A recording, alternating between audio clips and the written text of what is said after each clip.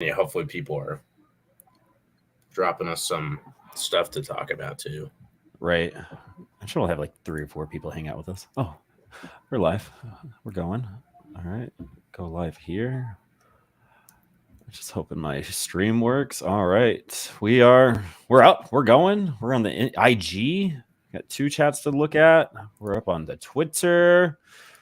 We are going to prospect up. All right. If you are able to hang out, go ahead and type something in the chat. Tell us you're here. We have no idea what we're doing. We're just talking about like, yo, what's this look like for you? And we both go, we're gonna figure this out. We're just gonna figure it out. Basically, we just want to hang out with the dudes and the ladies if you're watching with us, and just talk ball, talk shop, and watch some minor league baseball for about an hour or 2 hours. Like we're all in the same room. I don't know.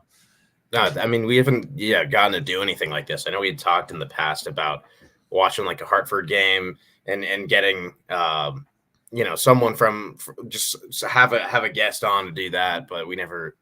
I don't think we pulled anything off like this. So nope. It is a first. There's many firsts this year for BSB. This is the year. Let's go. I'm like freaking out because I have no idea if my stream is actually going to work. So I'm gonna give the people my setup. All right. So I'm like here. I'm in the workout room. I have a treadmill, guys, and then I got the TV. Oh, that's sick. That's all right here. So I don't use the treadmill like I should be, but it's there. All right. I'm there. All right. There we go. Now we're going. So we got OG Skyler in the hizzy. Skyler. Dog. Brian, Yard Go, think about getting a hat this year. I mean, classic. They've got some of the coolest ones. I need to consider a Yard Goats hat too.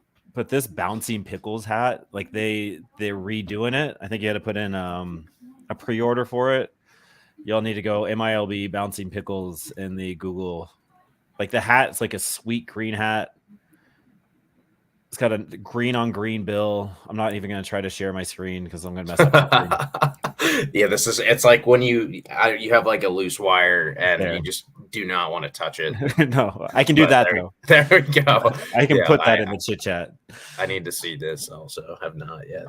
Yeah, it's pretty sick. It's probably up there with one of the better alternatives. Like you got the tacos in Fresno, which is the purple on purple. Like that's a sweet hat. It's one of my favorites to wear around because it looks like, what does somebody call it? I don't even know what he called it, but he didn't call it a taco. He called it something else. So that was sweet. Food identities. The green chili burger hat from Albuquerque is pretty dope. That one's, yeah. And what's crazy, looking at the Hartford website, I didn't realize they had a cheeseburger hat also. Yeah, the steamed cheeseburger. Like and I love the Fry logo. Yep. They have one of the coolest brands in all of minor league baseball. I'm just looking at a lot of these hats that I've never seen before. The goats? They go hard, man. Crazy stuff. It's sweet. Yeah, you all need to go check out the Yard Goats store there.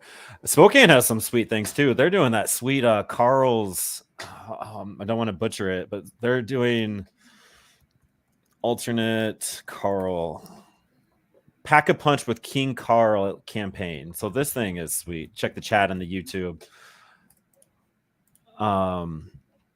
So King Carl, boxer, right? Carl Maxey. King Carl named in honor of local civil rights activist and champion boxer Carl Maxey.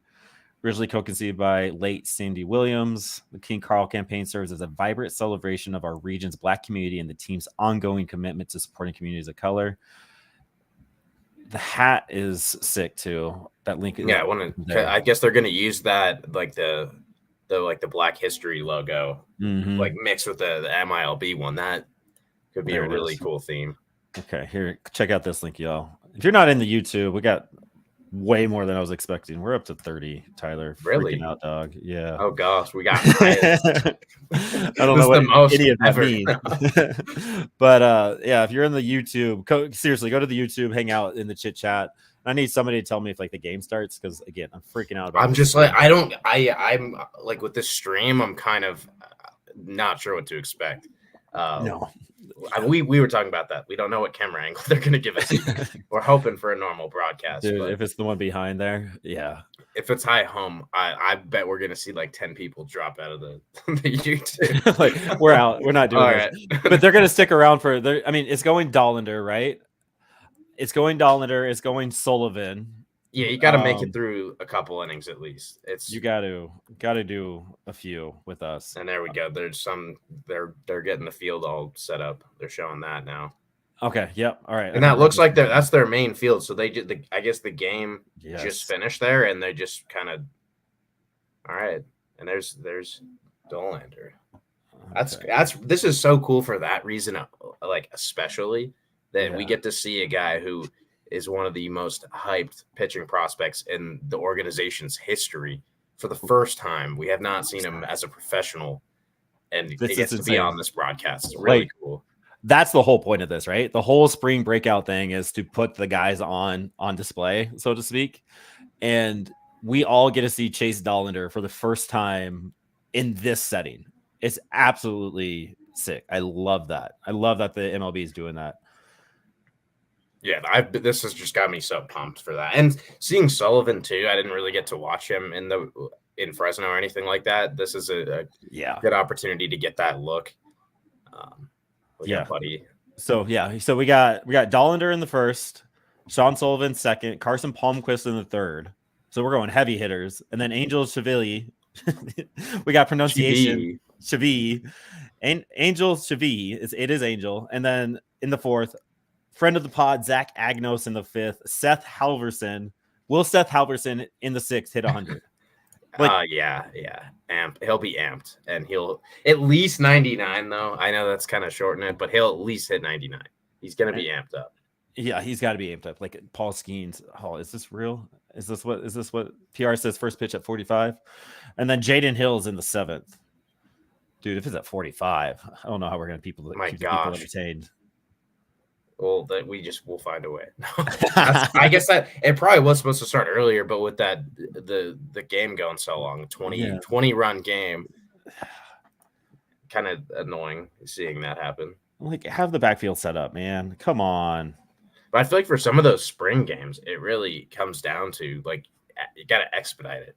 The result of the game doesn't matter. The guys are getting a normal amount of reps. You play a game and there's 20 runs. Everyone's getting all the hit. There's an extra rep to go around because you're going through the order at least one additional time. You're gonna have to use a bunch of pitchers. It's like, the reps are there. Might as well. They cut innings off all the time in spring training. I don't know why this had to be like a 3-hour spring training game. Just had to get the reps in, I guess. Right before one of the biggest media events for the league this year. Right. They've got the 3-hour spring training game. Maybe they're getting the camera set up too. Maybe they're switching that up. So at 5:45, so we're 30 minutes out from first pitch. Not what we needed, but we're here, I guess. So I guess we can go through the lineup. Like, are we doing a pregame? Is that what this is right now? I don't know. Yeah, we could do some pre-gaming stuff. I know some people maybe haven't take a look at that. Let's talk about it. So let's go through the lineup. I'm like all over. We could start even with Arizona just for some more to talk about. When I look at their lineup, there's a couple guys I'm not actually familiar with, which you would think in these spring breakout games, even other teams we'd be familiar with most of their prospects, but they have a few that I had not seen until right now. So let's go through that. What up, Tom? Really excited to finally see Chase Dollander in the MLB atmosphere. Yes, we are rolling through it. Absolutely. Tom, Rockies now. Appreciate you hanging out. All right, so the Diamondbacks are going 1 through 9. Jorge Barosa, center fielder. I know we saw him in one of the regular spring training games playing center. So it looks like he's maybe that future fourth outfielder for Arizona, someone who's going to play some center. He was at AAA all of 2023, hit 13 home runs, 850 OPS, which in the PCL is nothing special, but he did have 80 walks to just 82 strikeouts. So maybe that really good hit tool center field guy. Yep. it sucks seeing other teams have good players, but right? Like we only have Amador. Only us have an Amador-esque. Like you can't have a Barbosa hanging out as well. I know Mike decided to work today. I don't know. He's the one day we need him. Mike, you're getting called out. You need to show up for the graphics. We do know of this guy hitting second, playing shortstop is Jordan Lawler. Who? No. Yeah, he's a dog, right? Like he's the next Corbin Carroll. He's probably going high in your fantasy drafts if you have a minor league spot in the background. Well, yeah, I don't know what's gonna. I think they optioned him a little bit ago. Otherwise, he's like. I mean, he made his debut last year. Former number 6 overall pick in 2021. Mm-hmm. That is a dog. He didn't look great in his little cup of coffee. 34 plate appearances last year.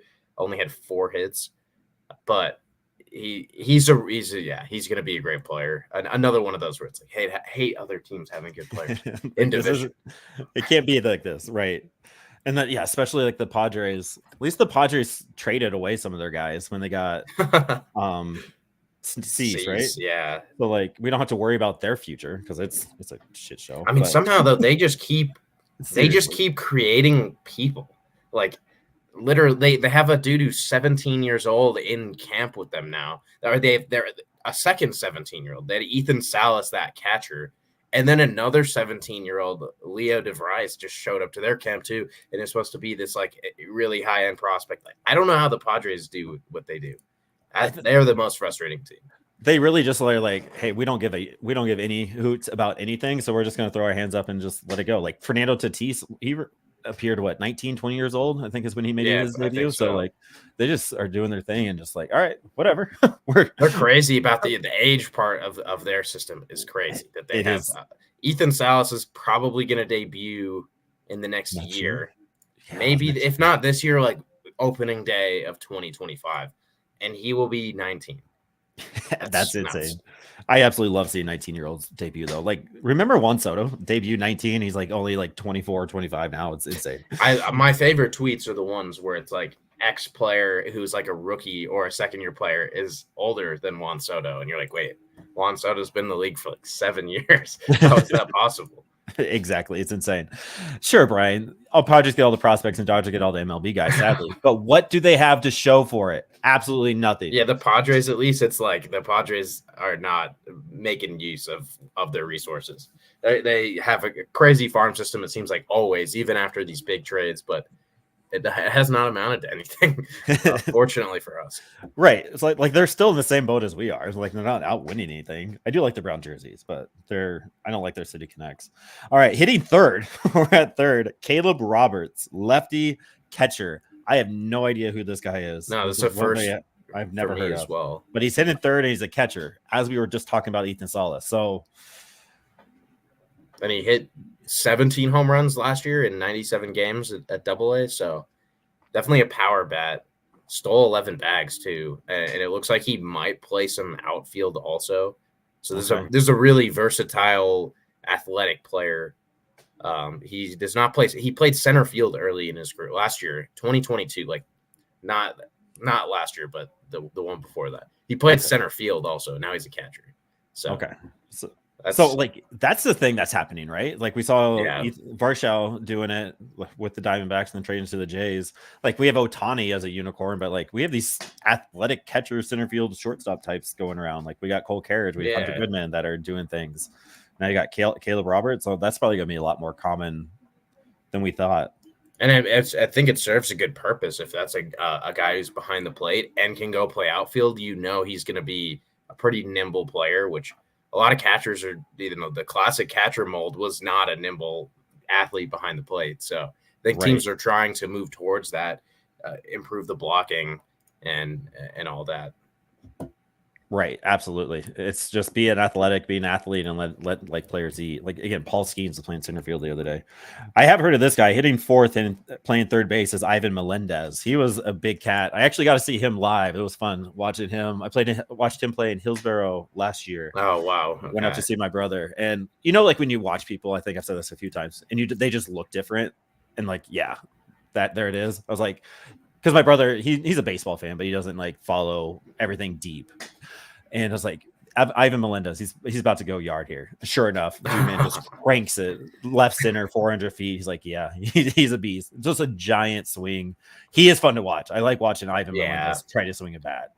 He's truly one of those guys that's it's a little scary knowing he is going to be in the division. Like, I think he's 24 already. Yeah, he's 24, so he is right there, ready to be at the big league level. Even though he only finished at Double-A last year, but 30 home runs last season. He seems like a guy who's going to hit 30 home runs at the big league level for years to come. Yeah, very Hunter Goodman-y vibes, I feel, with him. Yes, there's definitely some similarities. The high strikeouts at times, not walking a ton, but just gonna get those big flies. Yeah. Hitting fifth, left field, AJ Vukovich. Vukovich. I have heard of him. I don't know anything about him, but I have seen that name thrown around a few different times. Yeah, I've definitely seen a little bit of him. He hit 24 homers last year, so another power guy in that system. Plays kind of everywhere. Also, we mentioned that with Roberts, third, center field, left field, right field. Like, he's another one of these versatile players, with some pop. Man, all right, I'm freaking out about this game now. Like, our lineup is loaded now. Ours is better. It is better. We're just kind of absolutely better. But like Vukovich, I hate this pad. Vukovich kind of scares me. He could really go away. I opened something I didn't need to. Could be really good. Yeah, he's just one of those names that you're gonna have to watch out for, right? Hitting. What are we hitting? Sixth, Christian Robinson. Right fielder. Christian this one's interesting because he didn't play in professional baseball for like 4 years. The last time before this past season in 2023, the last time he had played pro baseball was 2019. It was a huge hiatus for him. Like visa issues, injuries, crazy time. Like, I don't understand. I mean, obviously there was 2020 in the mix there, but he missed 2021 and 2022. Came back with a thunderous return, 915 OPS last year. In just 65 games, he had 14 homers. So he's another just super high level athlete, talent.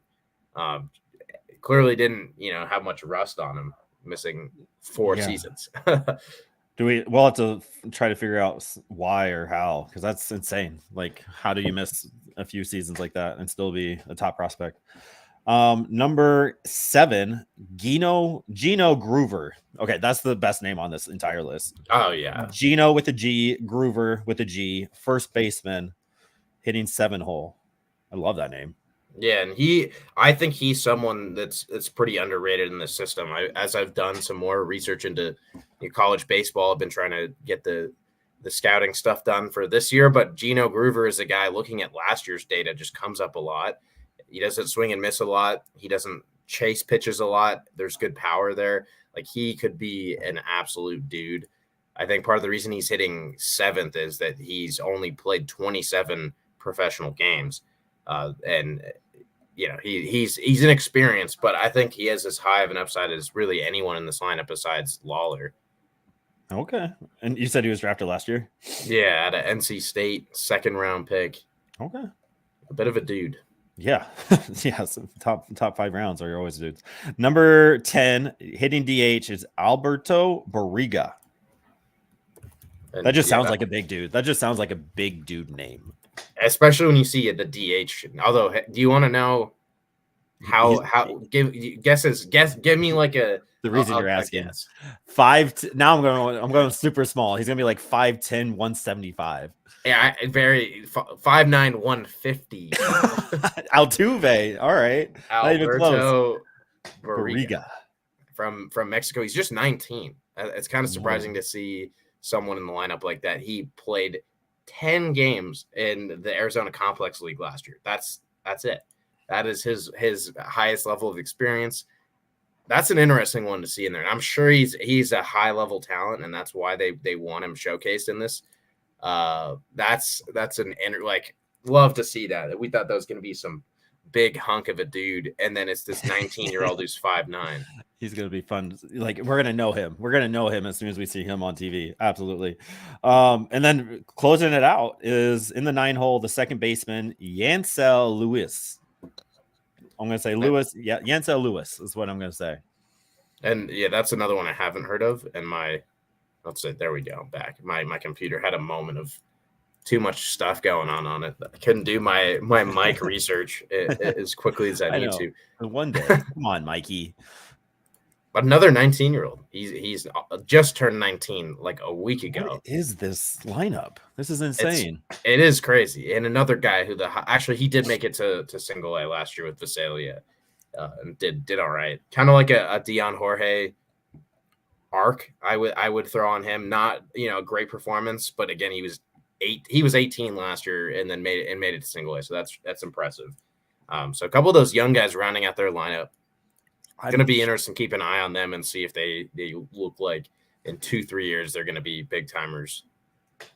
I'm very curious, like how teams decided who gets to play in this game. Like obviously, like I think they all have to be top 30 prospects. So I'm like curious, like how they're picking these guys. So teams that will have to watch. Well, I guess, and looking at the I hadn't really looked at the D-backs MLB top prospect list. They have Jancel Luis at number 6, and then I'm looking for Alberto Barriga. I don't know if he's on here. Not on there. Yeah, there's very few. There's very few that are not top 30. So I mean, they're just loading these guys up. So Visalia Ride is the single A, so you'll see Fresno play them, and then the Hillsboro Hops are their high A affiliate, and you'll see Spokane play those. The Amarillo Sod Poodles, fantastic identity down there, and then Reno Aces are in the PCL. Yeah. So we'll see most of these guys, minus the AA Cats, throughout the season. Yeah, it's nice that a lot of there's that divisional overlap for the most part in the minors, that these guys all get to be familiar with each other. And for us as fans, yeah, you get to not be caught off guard. Right. Like, yeah, I know that guy. I mean, that's what's weird about like the Hartford Yard Goats being out there. They're with all the AL East teams. Like you have the Orioles system, you have the Yankees, you have the Red Sox system all out there. So we get a lot of AL East cats hanging out. Mike is hanging out in the YouTube instead of with us doing Mike things. What are you doing, man? Yeah, come on. Mike, you're fired. I mean, but if you want to come on the stream in a little bit, you can. I know you're busy, big dog. It's all good. I appreciate you locking in there. I have no idea if this is true. I thought MLB picked the teams. There's no way.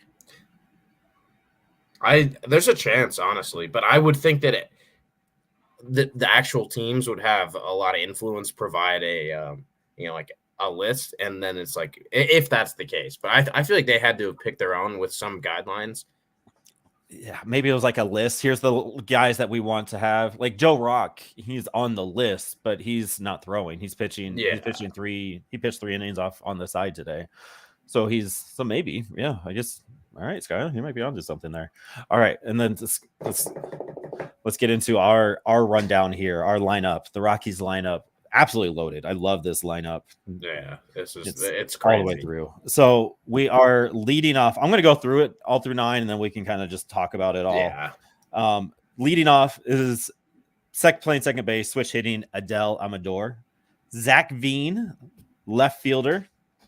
Jordan Beck hitting third spot, playing center field. We're going to see his athletic ability right there behind teammate Chase Dollander, old teammate. Yankiel Fernandez, Rakiel Fernandez, we like to call him, playing right field. Hunter Goodman, first base. Hitting 6th is Sterling Thompson, hitting DH. Dude, man, still can't find a defensive position. Hitting 7th, Drew Romo, switch hitting catcher. Third base, Warming Bernabel, hitting the 8th spot. And then we're closing it out with probably one of the most favorite guys of the BSB boys is Ryan Ritter, playing shortstop. I absolutely love this lineup. Like, if this was the 2026 Colorado Rockies lineup, nobody's mad about this at all. No, I mean, it's loaded all the way through. I'm curious to see how Bernabel's just someone to watch all of this year. One game, we're not watching to see how he does today. It's one game really, but he's someone who just 2 years ago looked like a future starter for this team, and kind of had some things go wrong last year, injury stuff, performance, all of it was not in line, but kind of became a forgotten prospect in the system because of a down year. So Bernabel is interesting at third base there. Yeah, and we talked about that on a few pods ago. Like our corner infielders beyond Goodman, Tolia, Levine, and Warming, it's light. Like you got Kyle Karros, who's on the bench, who's playing. He's like the next best third baseman, so to speak, prospect coming up. So Warming Bernabel does have some big shoes to fill on his corner. And Tyler, we're over 100 streams live right now. Like there's 100 eyeballs on us. That's pretty cool. that's a new one. We were expecting like 500 though, so just tell all your friends. Light work. Yeah, go tell your mama real quick. So yeah, like this is sweet. So Adel Amador hitting leadoff. He's going to be 20 years old on the opening day lineup. He's part of the 40-man. He's next up and coming. There's not much that we can be really concerned about with this man. International free agent signing in 2019, and he's everything that we've wanted him to be plus more. And I absolutely love this. Yeah, he's a dude. I wish we got to see like more flash in spring training, but at the end of the day, we see it with a lot of guys that are just trying to really get comfortable, create that rhythm, and Amador was like number one. You could see he's doing his thing, just trying to see pitches. But would have been cool to see him like go yard or something like that, just rack up a bunch of hits. But he did do his signature thing, and he walked as much as he struck out or so far at least in spring training. Yeah, just being in the big league squad, it has to be a big thing. So he played three affiliates last year. He is a second baseman going forward, right? Like there's I think you can ask anybody in the system, like he's going to be a second baseman. He can play shortstop, right? It's like the Brendan Rodgers trajectory. So, and that smile, I just love the way he plays. He always has a nice little smile on his face and is always having fun. So Adel Amador is there. Who was our hitting second? I got off the lineup. Veen. Zach Veen. Big season for Zach Veen, right? Like even more than this game. Hopefully he's not putting pressure on himself this game like he did last year. But dude, man, just injured, pushing himself a little bit too much at the beginning of last year, got hurt, and here he is out of the top 100 overall MLB.com. Still stopped. What is he? Number 5, number 6 on our BSB top number 10. 6, yeah. Or on ours, I think he was he might have been a little higher. 5. Yeah, I think he was 4 or 5 for us. So I think this is a big year for Zach Veen. I really just want him to go out and just have fun. I think if he has fun, he's going to produce. He's going to find his swing. He's going to be 22 years old on opening day. I think he's everything that we want him to be. I just need him to be okay with that. Like you don't have to go out and do more. And I think big league camp kind of violined him out, so to speak. Yeah, and he just seems so much more mature at this point, and he's always kind of seemed like a mature kid. Anytime you heard interviews with him when he was 19, 20, like he seemed like a mature kid already, but now it's like, okay, he kind of has that like big league mentality where he's going to accept his losses. Like that's going to happen. And I hope that translates into consistency for him. Just would be huge. He has so much talent, and what's been cool this offseason, I don't know if someone like officially polled it. I think someone had asked, like, who do you think the top prospect in the system? And, like, a lot of people still think Zach Veen is the top prospect in the system. And honestly, I'm in the camp where it's like, if Adel Amador didn't exist, like, I personally think that Zach Veen might be the guy. Just absolutely rare talent. We don't see players like him all that often. People forgot because he had a little wristy thing. that darn wrist. You just can't get away from that. I mean, again, every time he's been healthy, he's produced. And even when he was hurt, Dude was still stealing bases and producing and being able to hold his own out there. So Zach Veen, I'm really looking forward to seeing how he trajects. Got to imagine he starts in Hartford, be quick in AAA real quick from after that. And then Jordan Beck, 22 years old on opening day from Alabama. It's he's got the most hype going right now.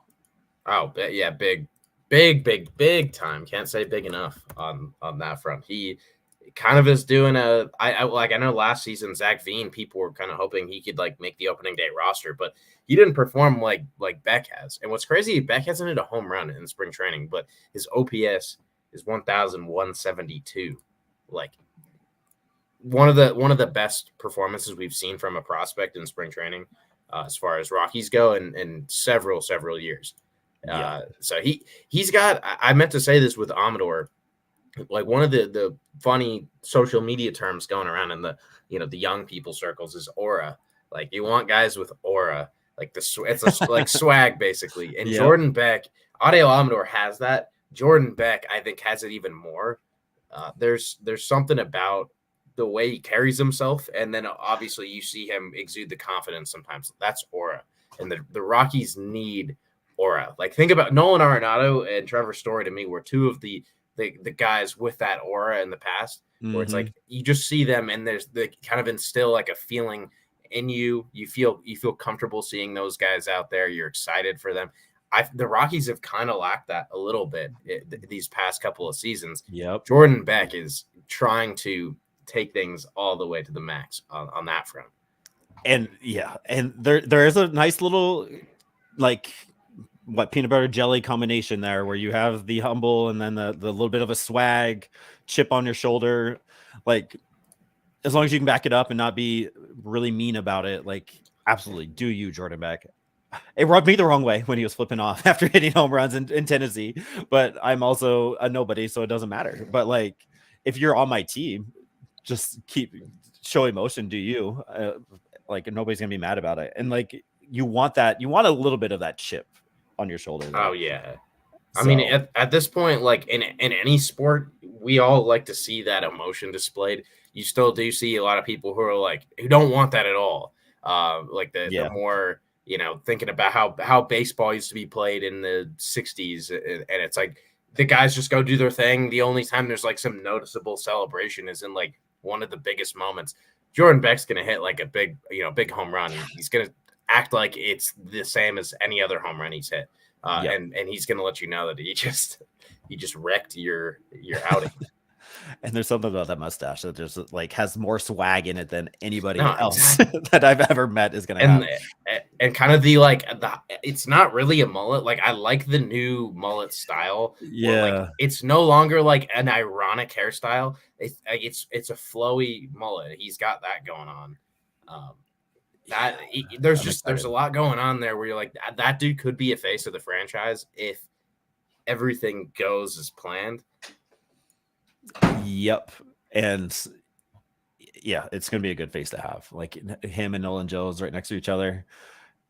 Like a different kind of Bash Brothers, right? Like it would be sweet. Next we got Rakiel Fernandez. We are gonna make Rakiel his nickname. I absolutely love that I came up with that. That was a good one on me. Yes, I give myself props. He's going to be 21 years old on opening day. Big. He blew the doors out in 2023. Everybody figured out who Rakiel Fernandez was. Future game, has a cannon, can hit bombs. McKay Brown says he can probably pipe 100 on the mound if you want him to. No, Bryce McGowan. Yeah, Bryce McGowan. So like Rakiel Fernandez is that guy. I just hope the strikeouts another year in AA, he can figure it out. And when you all go look that he played at 3 different levels last year, he played 3 games in Fresno at the beginning of the year. It doesn't really count. So he dominated Spokane, struggled in Hartford, and you just got to imagine that next bump this year, he'll be just fine. He's looked all right. Looks about what we expect him to look like right now. Yeah, I mean, there was that one home run that kind of encapsulated perfectly who he is as a hitter, who can, anytime he gets the barrel on the baseball, things can happen. And that needs to be the focus, is making sure that the bat is getting on the ball more, because great things happen when he is making contact. And we've seen that at every level of his career except for Hartford. That was like a real outlier in terms of him striking out like 10% more than he did pretty much everywhere else. I don't know what to think of that. Is that a chink Right. in the armor that got exposed and exploited, or was that just kind of small sample weirdness? Guy was 20 years old, tough assignment. Like, there's probably a little bit of both, and we have to Yeah. figure out the balance that's actually struck. Like, where does he actually lie? What's going to happen this year? And yeah, as you mentioned, Hartford restart, reset, have a game plan going into it this time, and hopefully we can see him do his thing and rake. Yeah. Yeah. And Beck struggled in Hartford last year too. Like both of them had fantastic Northwest seasons and then came to the East Coast and they both struggled out of the gate. Sterling Thompson struggled out of the gate. So like it's just that transition in the middle of the year going from high A Spokane to double A Hartford. It's just difficult. So Yeah. no, it's absolutely, it's just what the prospects do. You find these holes. Like we hear every single time somebody talks to us is like, yeah, double A is just different. That's when players start putting their talent with the analytics and start figuring everything together and they make it all work. So like that outside slider on the plate, sometimes they can lay off of it, sometimes they don't, and like pitchers are executing it. It's just that huge jump for players to try to figure out. So that it's just something to keep in mind as we go forward. So we're about 9 minutes away, 8 minutes from opening pitch, hopefully. And we are now on friend of the pod, your mom's favorite player, Hunter Goodman.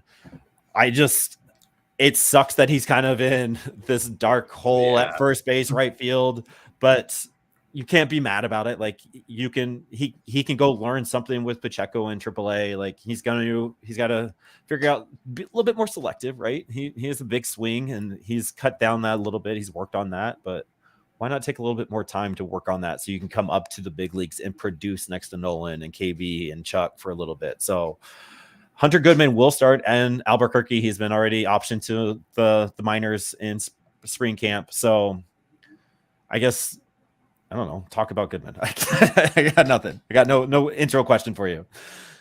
I mean, we know the name of his game for sure.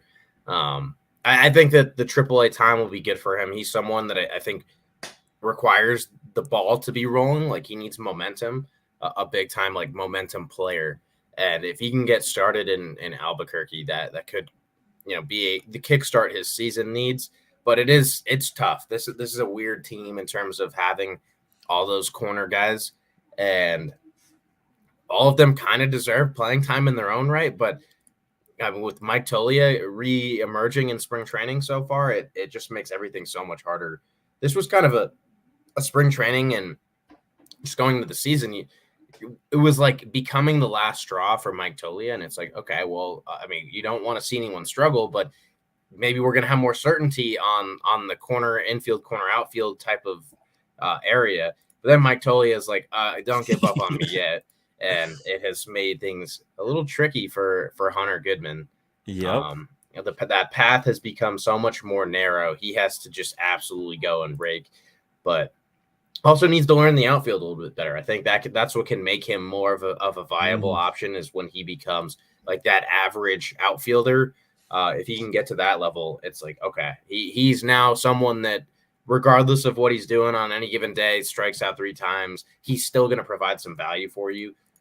So he's got a couple more steps to take, but we know he's a dog.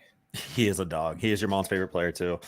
And I mean, we saw the Rockies kind of do that with Tolia last year, where you're going to go hang out in AAA and you're going to go play right field for a little bit. You're going to figure this out, because Tolia hadn't played much outfield before last year either, and now he's serviceable out there. He's average. He's athletic enough to hang out, and he really is making it hard. Okay, we got Zach Veen on the TV. Oh, that necklace. Got the smiley face necklace there. Yeah, okay. I see. He's and the purple he's chain. got All right, he's dog. got aura in a different way. Like, yeah.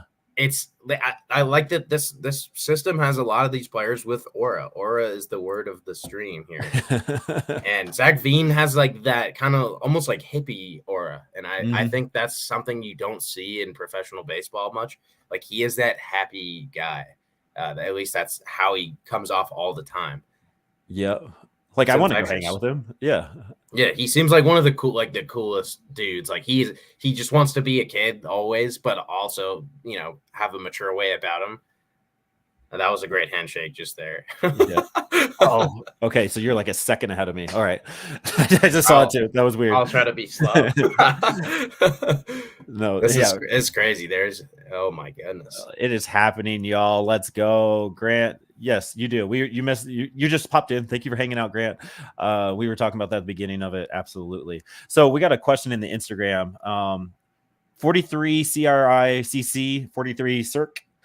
He is asking 500 season question mark for the Rockies. Yeah. So like we've talked about this a little bit. I forgot what we put it. We put the over under 64.5 games, I think, on our own, roughly something like that. Yeah. And I think we both said over, but it was tough around there. So I think I'm going on the record saying under 500.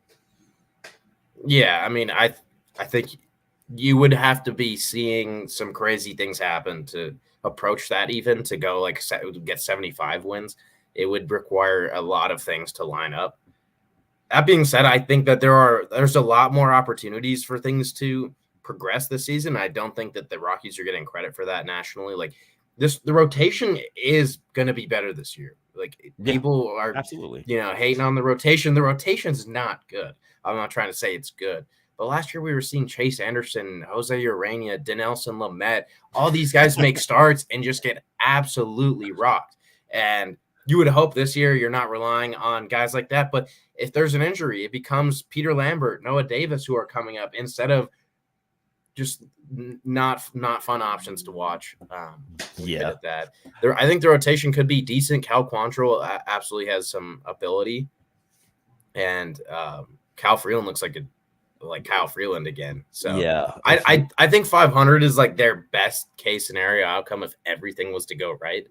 80 to 84 wins if a ton went well. So it's not crazy, and that's kind of why I was laughing. I was like, don't want to be the one saying it, but it's not insane. There is a scenario where everything hits and everything clicks and everything's vibing for an extended period of time where we could see 82, 84. And like they were terrible in one-run games last year. The bullpen ran out. Again, you mentioned the names why. So some things could switch, but I think they will win more than whatever projections are out there. I think they are a little bit better than that. So 500, no, but they'll be better than what people expect. And the boys are out on the field. They're warming up. It is crazy. Look at Chase Dollander pitch, y'all. Here he goes. Here's his first warm up in purple. That was like 100 miles an hour. Let's go. Let's go. We are here. 17 starts, 7.6 record, 4.75 ERA, 89 innings, 120 strikeouts, 30 walks, 243. So Tyler, kind of before we get into this, like Chase Dollander in 2023 was a much different pitcher than Chase Dollander in 2022, right? So like, what is it that made him so great in 22? What do you think the Rockies have been working with him in the last 8 months since they've drafted him? What are we kind of expecting to see today from Chase Dollander as we get ready? I mean, just look for quieter mechanics. There were noticeable differences between 22 and 23 for him. He seemed to be more like arched, or not arched, but he was leaning forward a lot in his delivery. Legs were moving a little bit more, swinging the glove hand a lot harder, just trying to create momentum. And it I think boosted his velocity like barely, like 0.2 mile per hour on average. I think the slider picked up an extra mile per hour, but then he's not pinpointing pitches. And right now things look a lot more simple and clean here already. So I'm kind of getting a little bit giddy seeing that. They clearly have cleaned some things up. What I'm looking for though is, can we see Chase Dollander do his signature thing and sit like 94, 96? I expect that to be the case. He averaged 95 last year in college. That's where you might be looking at a potential ace in the future, a guy who is averaging mid-90s with good metrics on the fastball and good command. That's what we're chasing right now. And that's what we're all kind of excited for. Again, we haven't had a pitching prospect like this in a hot minute, and here we are in the spring breakout, ready to go.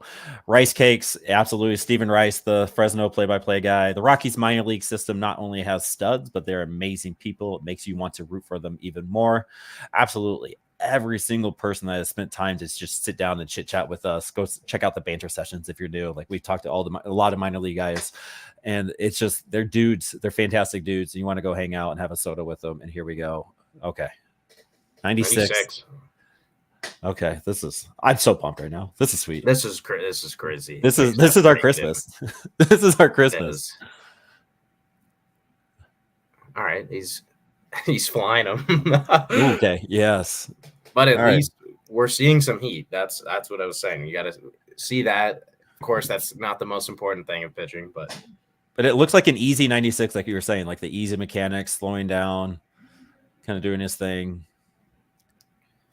And here we go. I don't want to be spoiling. I know I'm a second ahead of you, but there he kind of took a couple off on that one, and that's a great pitch. What's his arsenal look like? So it's that fastball. Probably going to see a slider here. You mix that in. That's his like second best pitch. Oh no, 4 fastballs. And that's a strike.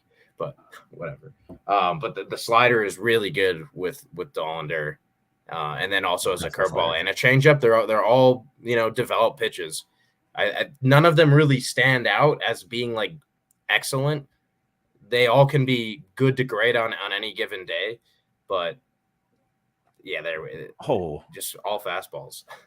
All fastballs, all just kind of around. Couple borderline ones that could have gone either way. We do have the ABS in play, so if Romo doesn't like it, he can challenge it. Okay. Did you watch the Orioles Pirates game? No, I did not. Okay, so there was one. Somebody challenged it. I don't know who it was, but it was on the box, and it took a while to get it. The ball was like literally just like barely touching the corner of it. Like it couldn't have been any closer, but it was still a strike. It still counted. Yeah, some of those are crazy. Heck of a challenge. It'll pick up some pitches that are kind of like cheating the ABS a little bit. But I guess the ABS knows better than anyone else.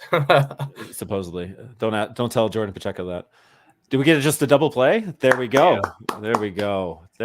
Nice. That's awesome. I mean, the one sad thing is that we get one inning of this, so it's like it's going to be over here shortly. How isn't this place packed? Come on. Even if it is chilly, it looks a little cold. It's crazy. There's like a couple hundred people there, like throughout the entire stadium. Like, what are we doing? Come on. It's a beautiful field, though. I hear it's like one of the top spring training game fields out there. Yeah, they have such a crazy setup. But see, that first pitch to Roberts, that's like his bread and butter. That high elevated heat. And the Rockies, I know in the past, they've really hunted those ground ball pitchers throwing low in the zone. The Rockies are aware that throwing up in the zone with certain characteristics is the way to be successful. And you'll see this next pitch. Same deal. Ooh, Guys are not going to hit that. That's not a pitch that you can really hit, even if you know it's coming. That's just one of the harder pitches. A little bit of carry on it, up and in. Good luck. So Caleb Roberts, AA last year, 97 games. All right. Yeah, if you're in the chat, go ahead and type some things in, ask questions. We could probably figure it out. We're here for the banter, y'all. Again, we have no idea what we're doing. We're just hanging out. There we go. Oh, good positioning. It's a good inning. I mean, that walk, I think, was sort of some nerves. Some jitters. That was his first professional organized game. Absolutely. So you can't take a whole lot away from that, but we did see good things. Like the velo was 94, 96. That was the range I was hoping to see, but I think he threw one slider and that was it. That was a fastball only inning. Yeah, that GIDP was a nice little slide piece. Got him guessing. I mean, not mad about that at all. No, that was the performance we wanted to see. It wasn't anything like overly flashy, but he showed the mechanics look cleaner. If you compare what you just saw to last year, you'll see some differences for sure. And he and the Rockies knew that had to get cleaned back up. So might have a pitcher. That's awesome. Might have a pitcher. I mean, no, I'm not going to say it. I'm not putting any bad aura in there. Speaking of aura, we're not doing it. So that was sweet. And then Amador, he was out hit there with his yellow neon cleats, showing his swag. now it's just all right. We got to go out there. Can you? All right, right. Stephen Rice, can you name where Dollander played prior to Tennessee and then his first college start was against? Of course, Stephen Rice is challenging you, Tyler Pedore. I don't know who he played against, but it was Georgia Southern. It was He's against a Georgia Cat. Okay. Yeah, he pitched for Georgia Southern. Okay. For Georgia Southern, and it's got to be something obscure, right? Like something like obvious. So like maybe Georgia, like maybe Georgia's doing a warm up game against Southern. I have to go find out now. All right, Georgia Southern, and then that was going to be my second guess. If I say that, what do you think the answer is? Who he played against? Well, is it Tennessee? Yeah. Okay, that makes sense. I wouldn't have just thought to guess that, but once you said that, there's not. I kind of limited the options. It has to be something otherwise he's connected to, right? So. Yeah, and that was from play-by-play of Fresno Grizzlies, Stephen Rice. So, dude, man's like a walking fact machine. Like, yeah, I don't know. It's crazy.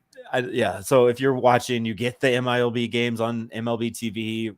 Tune in late night. You mountain timers, I guess, not that late, but watch the Rockies, and then you got Fresno like an hour delay right behind it. Go listen to our boy Steven, friend of the pod, family of the pod, man. Like him and Johnny Bravo are like the OGs of BSB friends. Like Dugan Darnell, they're the coolest that we get to interact with in this kind of scene.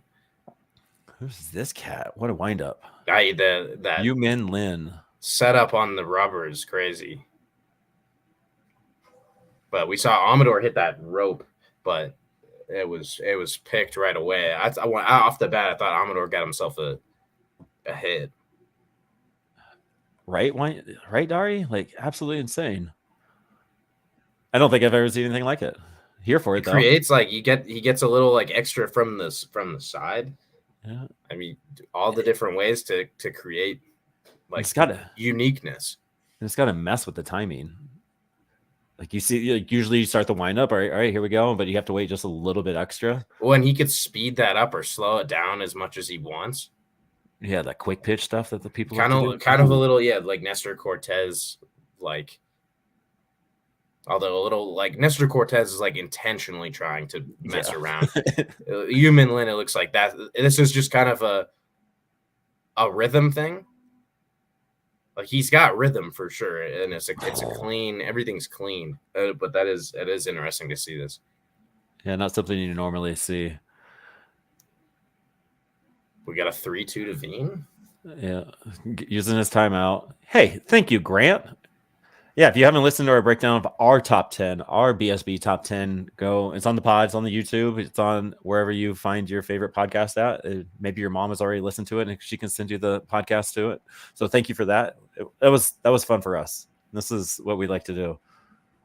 All right, be fast. All right. Oh, okay. I think that's a hit either way. Yeah, I mean, the Major League scorer is going to mark that as a hit. We just got our first hit. All right, Zach Veen. It's the Veen season. Here we go. Nah, I guess he probably would have been out if that's fielded cleanly, but knowing that Zach is busting up the line is probably why that doesn't get fielded. Okay, he steals a base on the second pitch. Okay, I like it. I love this kid. Dari, we do too, Dari. We absolutely love this kid too. He's the most likable. Like we're throwing around all the superlatives today. Like Zach Veen is the most likable. That's my take. The likable aura. Oop, crossed up. All right, is this the steal right here? This is it. This is where it's happening. Watch out. Or does Jordan Beck hit a home run? Do we see a home run today? I like that guy's. I would hope so. I really hope so. Damn. He got wood on that thing. That was loud for a pop-up. Tag.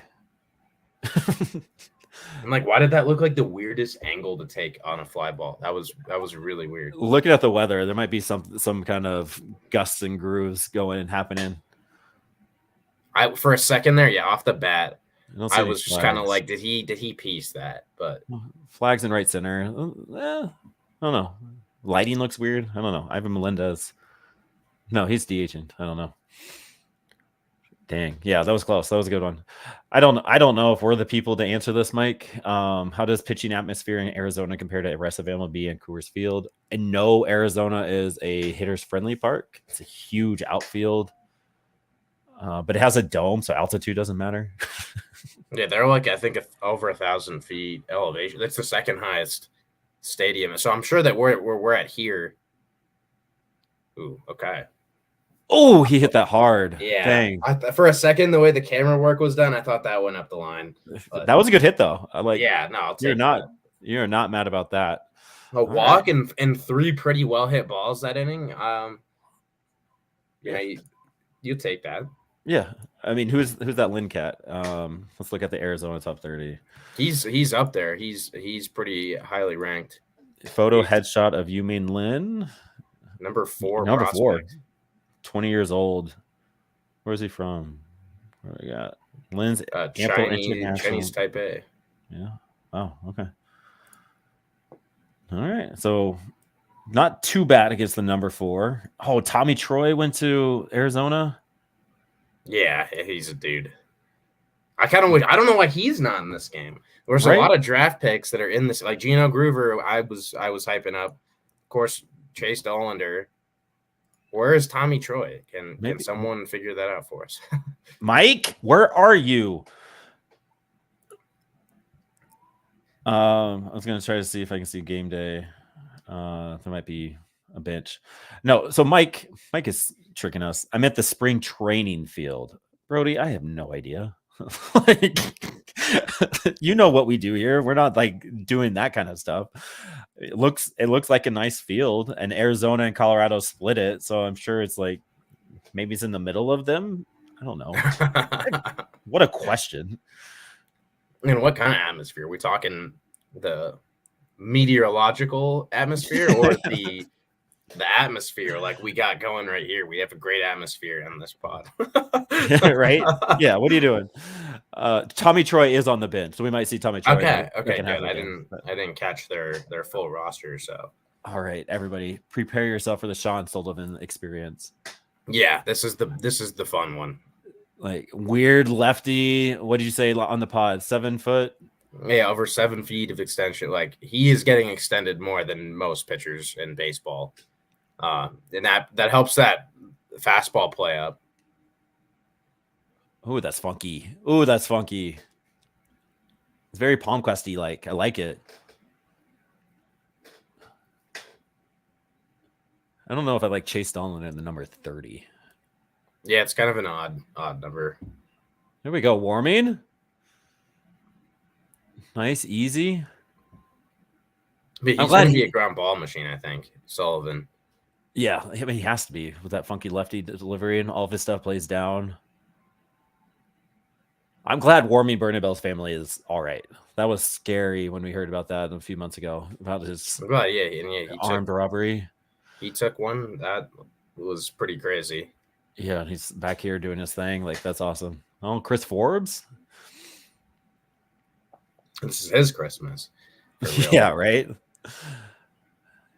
But yeah, see, Sullivan is definitely low 90s, but might as well be like 93 with how far he's getting down the hill. Yeah, the arm slot. It's weird. So there you go. I love that graphic. 4 innings pitched, 10 strikeouts. Pitched 1 game. He looks so young. What is he, like 17 years old? He looks like a kid, man. Like they're all kids, but like.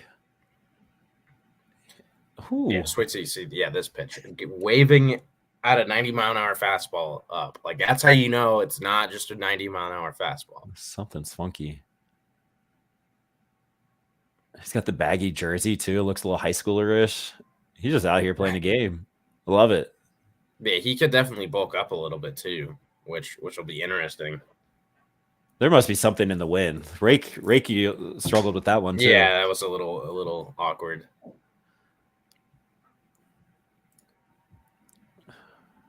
Ooh, Kevin Henry. If you're on Twitter, Kevin Henry just posted a nice little video angle. He must be in the front row somewhere of Adele Amador's line shot. Go check out that was a beast. KGH23. That's a cool angle. So he hit that hard. I'm sure Kevin's going to have some good things. Fantastic follow if you haven't followed Kevin Henry. He's one of the best out there for Rockies media stuff. I think he's with Just Baseball now, so I think he's doing like a lot. He's all over the place. And I think I don't know what the official thing. Like I know he does a lot of those Rockies blog articles, so he is like a certified Rockies guy. Doing a lot of their like media articles. Okay. Yeah, this has been cool from Sullivan so far. Like people aren't going to be like as wowed by him because again he's going to sit sometimes like below 90. Like he just threw an 89-mile-per-hour fastball, but he stays in control of all these at bats, and he's going to be efficient. There's a lot of other things that are really working in his favor.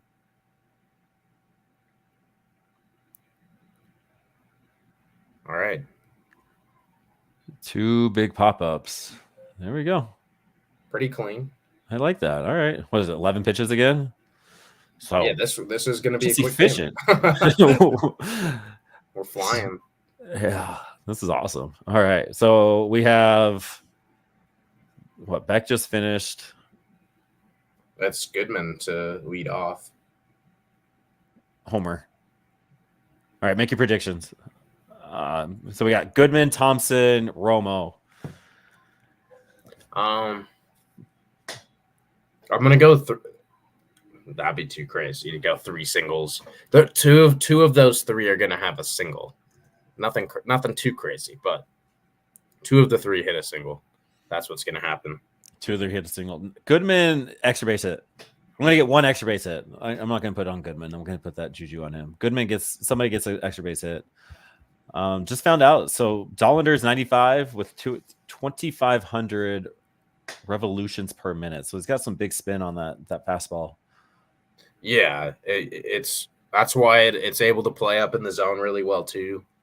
And that's something I know in the past people were always trying to figure out, like the altitude and stuff, and spin is something that the Rockies are not going to want to go get guys who just purely rely on spin with their fastball, because if you're at altitude, it impacts that a lot. Like any spin-based movement is going to be nerfed. So, but Dollander, he has a lot of other things the velocity is big, but he spins that fastball like crazy. That's like as high as it gets for fastball spin. They do have StatCast, Tyler. Is it through the? We got StatCast numbers. Thank you, Took Nick. them long enough to like link it up on there. Yeah, we were searching. Oh, wait, I'm not seeing it even. Go check the Twitter messages. Okay. Let's go. We got StatCast. It's a little bit ahead of the stream though, so I don't know. I'm gonna keep it on the back burner so I don't after the fact something happens. There's something about your mom's favorite player's leg kick. I don't know. It's it's just a thing that you're like, all right, there's Goody. There's Goody doing his thing. Yeah. So it takes up the entire box. Every swing could like just do damage. It's fun. Like not that many guys just get that much like power into their actual swing. Yeah. It just generates it. Oh man.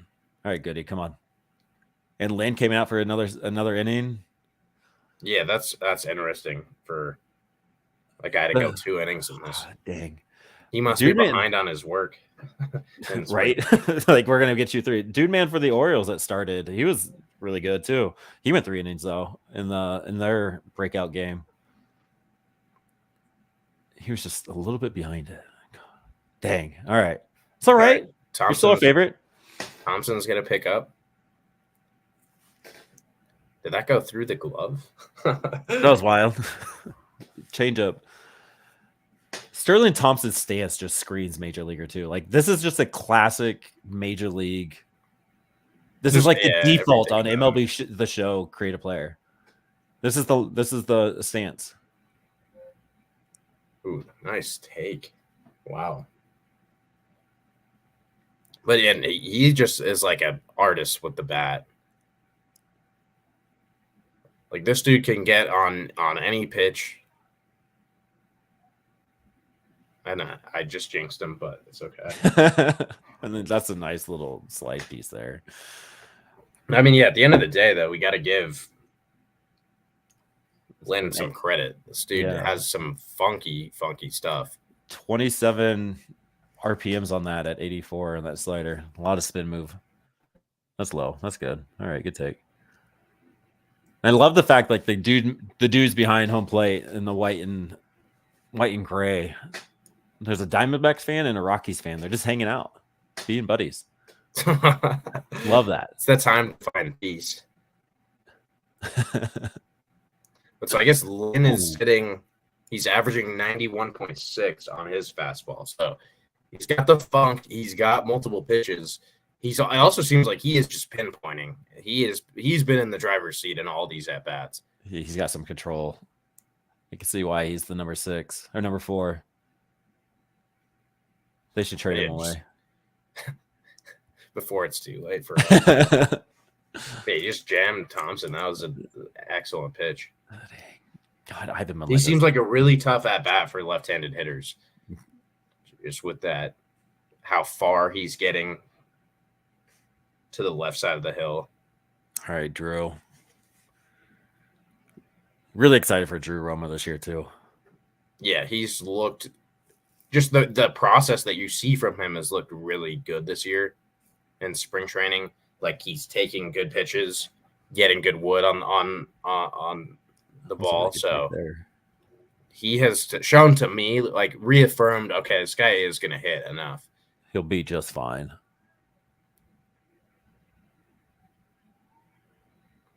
Look at that. Look at that.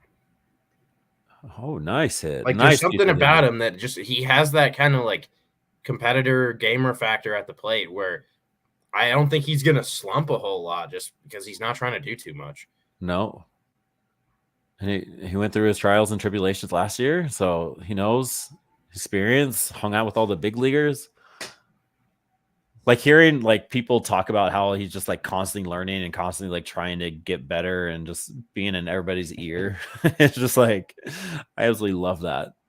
Sounds exhausting. He seems like that annoying understudy. Yep. Or like hopefully everyone's being. I mean, at that level, I think the guys just love someone who's geeking over getting better at baseball. So I'm sure that it's all a respect thing, but also something that's like, oh my gosh, Drew, like how many questions are you gonna ask?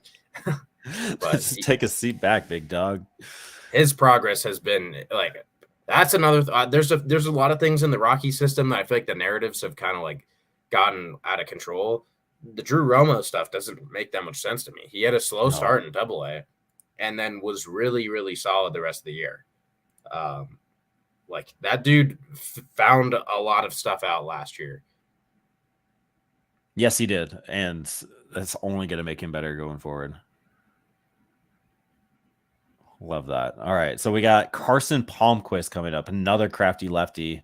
It's gonna be similar. It's gonna be very similar to Sean Sullivan, but like almost the exact same. There's a lot of similarities. I mean, Sullivan's fastball has the potential to be like really good. Palmquist is definitely not bad.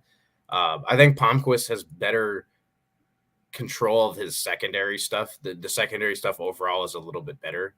But that Sullivan fastball is going to be good. I mean, what do you throw? It's like 75% of the time in college at Wake Forest. I think so. It was an insane amount of fastballs in Sullivan's career. And today he split evenly between the sinker and the changeup. 7 and 7. So although I think there might have been some reading issues because they flagged one of his changeups at 89. I think that was probably a fastball. But I don't know. Yeah, there's always something. All right, so we got Carson Palmquist. How many strikeouts did he have last year in the Northwest League? Do you remember? I want to say it was like I think he broke 100 at least. So it was like 130. 134 altogether, 106 in Spokane. In Spokane, okay. How many games did he have 10 or more strikeouts in last year? I'm gonna go 4. Exactly right. He had 4. And it was all in the middle of the year. nice start throws. June 12, June 29, July 29, and August 12th. He had that 10 strikeout in Hartford when he got the call up. Yeah, the bat missing stuff there is really intriguing. Yeah. He came out of nowhere. I feel like he really put a, hey guys, I'm here. I mean, I just love the like slingshot kind of way he pitches. Like he gets himself so low and then is sending all that momentum up. Mm-hmm. Like that's gonna make him a really kind of like you were talking about with Lynn. Gonna make him a tough AB just coming from that angle. I would not want to be a left-handed bat facing Carson Palmquist. Like, no, that stuff's gotta be so nasty. Like all the lefties we've seen today are like they just scream uncomfortable at bat for left-handers. Like a lot of lefties are just kind of like typical. Like they're not doing anything crazy. All these guys are doing something crazy though. I absolutely love that too. The diversity that the Rockies organization has with all these guys is fantastic. Yeah, they do. Everyone is pretty unique. Like they have a great variety. Just because it says lefty doesn't mean it's lefty. Like it's lefty sidearm, it's lefty 3/4, it's lefty over the top. There's always something a little bit different. And the fact that like Carson Palmquist is like whipping it, where Sean Sullivan was kind of like floating it. Yeah, different looks too. No, you're right about that, dude. Yankee will get some work out there.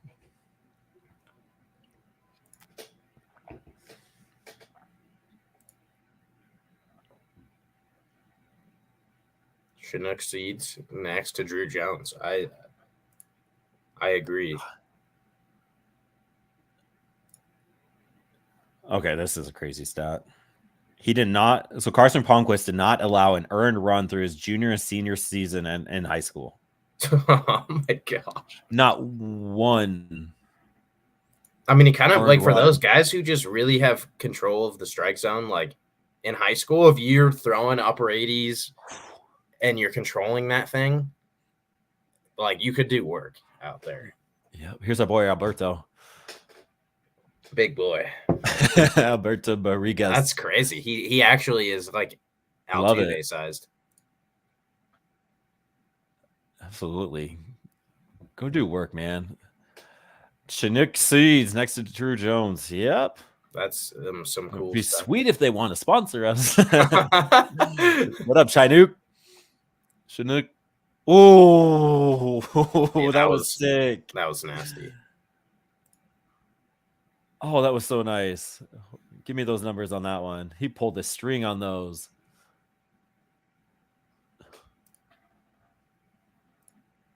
Yep. You just go back to the dugout and go, damn. Getting frisbeed. Oh, that was nice. Yeah, he's looking locked in today.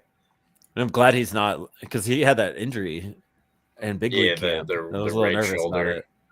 I don't know what that like was. If it was his right shoulder, that's a really weird injury to have on the field. Yeah, his non-throwing. Like that seems like a weight room kind of thing. Like you didn't prepare well, and then you went and did some kind of lift, and it didn't go as planned. But I guess there is a lot of just the whole upper body is getting torqued. So yeah, there's a lot of whip. Everything's being used. Man, he's got Christian Robinson. This is the dude who missed had a 4-year gap between 2019 and 2023 where he did not play. And I think Palmquist is about to make it look like he hasn't played in 4 years. Almost. They challenging it? Come on. Let's punch it right here. Come on. To us. That's a great 1-2 pitch, though. I love that. Yeah, no, that's as good as it gets. Oh, come on. Yeah, there it is. Let's go. Boom. Perfect. This is exactly what I was explaining earlier. Yeah, that was even less red than the one I was talking about. Nuts. Buddy is stoked. He's like, Drew Romo. Buddy's like, that's the first time I've ever seen that. I guess he likes it. Yeah, I love the ABS. Seen that in a game. No, it is kind of a cool element. obviously we're not. I'm not pro robo at all, but I like the idea that like in critical moments you can be like, dude, come on, that's not a good call. That's it. Come on, right? Like, they tap the head or whatever they do. And the fact it doesn't take a long time is key. Like that took what, 12 extra seconds, like 5 extra seconds. Like that's it right there. Because all their other challenges, it's like it gets annoying. Like they need to improve the challenge system overall. Because sometimes they'll be sitting there looking over something, and you're like, guys, how is this not decided so fast? Stuff shouldn't take that long. Especially when we've had it this long. Like why do we need it to take this long? Like sometimes there is an extra like 2 minutes on a replay review that doesn't make any sense. I just ordered the sampler pack. Shanook, you got some fans here. We help spread the love. We got a sampler pack going. Love that. Yeah, I need to actually get some of those. I need to send you some. I have that box. I need to send you some. We got some new stickers coming. Oh yes. Oh yeah. That's happening, y'all. We got some new stickers that we're gonna do some giveaways with the 4-seam fastball, so to speak. It's actually out there. I might actually try to figure this out. Let me. So we're gonna do a sticker giveaway soon. So if you're listening, real quick, I don't know. Go. What do we want? Go to Twitter and do a hashtag BSB sticker or something. I don't know. What should we have them tweet? Tweet a link to this live stream and do sticker giveaway, and then. What do we do after that? This is where we're bad at this. It's tough on the spot. If you hashtag BSB sticker giveaway, you will be the first ones to get the sticker. But you have to tweet it with a link. We'll do that. But I'm gonna share something. Warming. Oh, it's Ritter. That's Ritter. Yeah. He's kind of fast. He's kind of quick with it. Yeah, well, I hope we get to see him go up there a couple more times. He is, you prefaced it at the beginning, one of our favorite dudes. So we got some. I put it on a T-shirt. I don't know. It's just on there on a spreadshirt. But I mean, it's there. No, I think that is cool. That's gonna be the sticker. The sticker going out. If you want a T-shirt, it's on the spreadshirt. It's a print on demand type thing. If you are going to order a shirt, go bigger than you expect. But that's going to be the sticker giveaway. So if you are listening, you want a sticker with a Triceratops alternate BSB logo. Are we doing our minor league thing right real quick?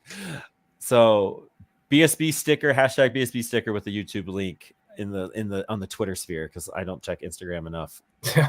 Go ahead and do that real quick for us. It's just crazy though how we got a little bit of a feisty Dinger look there, right?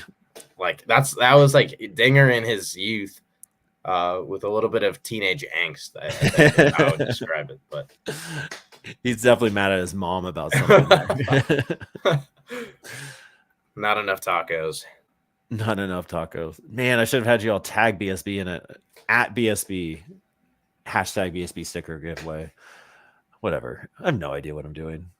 We have no idea what we're doing. We've been doing this for too long. We need everybody to just get the sticker though. No matter by any means. By any means. And it's just a simple, hey, I want a sticker. And I got you, dog. I'll be shipping them out whenever I get them. They should be coming soon. Oh. Damn. Just a little under. Dang. That would have been like I really want to see a home run from a prospect in this game. Not a Diamondbacks prospect, but we need a home run. Yeah, give us something. Give us some bats. These pitchers. Let's say somebody throw your guesses in the chat, and whoever, if there's a home run hit, someone can get a bonus sticker. Or maybe we'll even shoot. We did a Fresno taco shirt giveaway last year. Maybe we can do I'll splurge. I'll do yard goat shirt. Let's do a yard goat shirt. All right, giveaway. boom. If you're listening first, and somebody hits a home run and you guess the home run, and you get one guess. I was gonna say 2 or 3, but let's get the chat going, big dog. Let's get it going. 2 guesses in the YouTube chat. 2 guesses. If you get it right, you're in the running for the Yard Goats T-shirt of your choice. Under $20. I knew Mike would say that. What is Ritter like, Mike? Like, imagine being invited to be on the stream, but not actually going to the stream. We need the reaction live when he does that. So, otherwise, it doesn't count for Mike. If his reaction is not here, the guest doesn't count. Woohoo! Oh, you are really half a second ahead of me. I'm trying to like let it play for a tiny bit. It's kind of exciting for me though, because then I can like guess what it is. Yes. So yeah, all right. Go on MLB top 30. Zach Veen's given like a 45 power grid. How hard was that ball hit? 103.5. Exit velocity 103.5, 320 distance. Yep. Pretty sure he hit one in spring training last year. Like I think I've said it on the pod before. It was like 115, 116 in spring last year. That's not 45 grade power, but we'll let it slide. Keith Law is probably mad at it. I love the dude, man, in the Kansas City Royals sweater, and he's calling every pitch. Like, oh, I see him. He's the pocket armchair analysis. Reacts to everything. He's probably from Nebraska with the Rocky hat and the.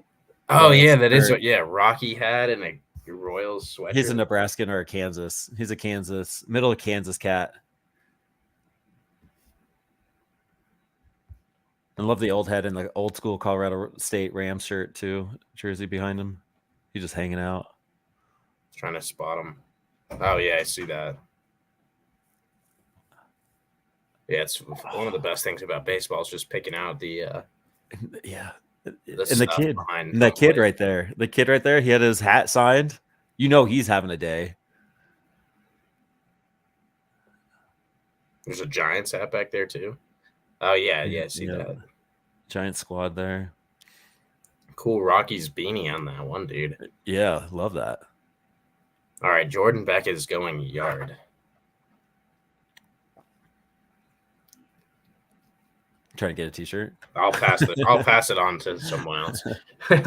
When it happens, I'll pass it on to somebody else.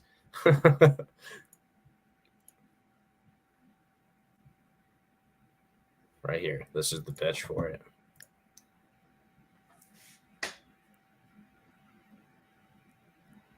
Three 3-1. Crush it. Oh, that was it. Had the sound. It had the sound, but just buried it. Dang. And I have to give a shout out real quick, especially because we're upset with Mike right now. I have to give a shout out to my UNM Lobos. They just won the Mountain West tournament, going to the big dance for the first time in I think 7 years. And I know Mike does not like UNM, I've seen him talking smack on Twitter. How about that? Yeah, suck it, Mike. How are the Broncos doing right now? Yeah, I know. Mike just wants to be obscure, man. He's out here watching Mountain West basketball. It's the best. I got it. Another shout out. Mountain West basketball is a thing. I think that's something me and Mike might agree on. Everyone is hating on the Mountain West. They're gonna have six teams in the tournament. That's I think tied for. Is that a lot? Yeah, that's a ton. I think that'll be the third most in college basketball this year. Okay. I think the Big 12 is going to get like 8 or 9. Forget if it's the SEC is also going to have like 8, and then Mountain West with 6.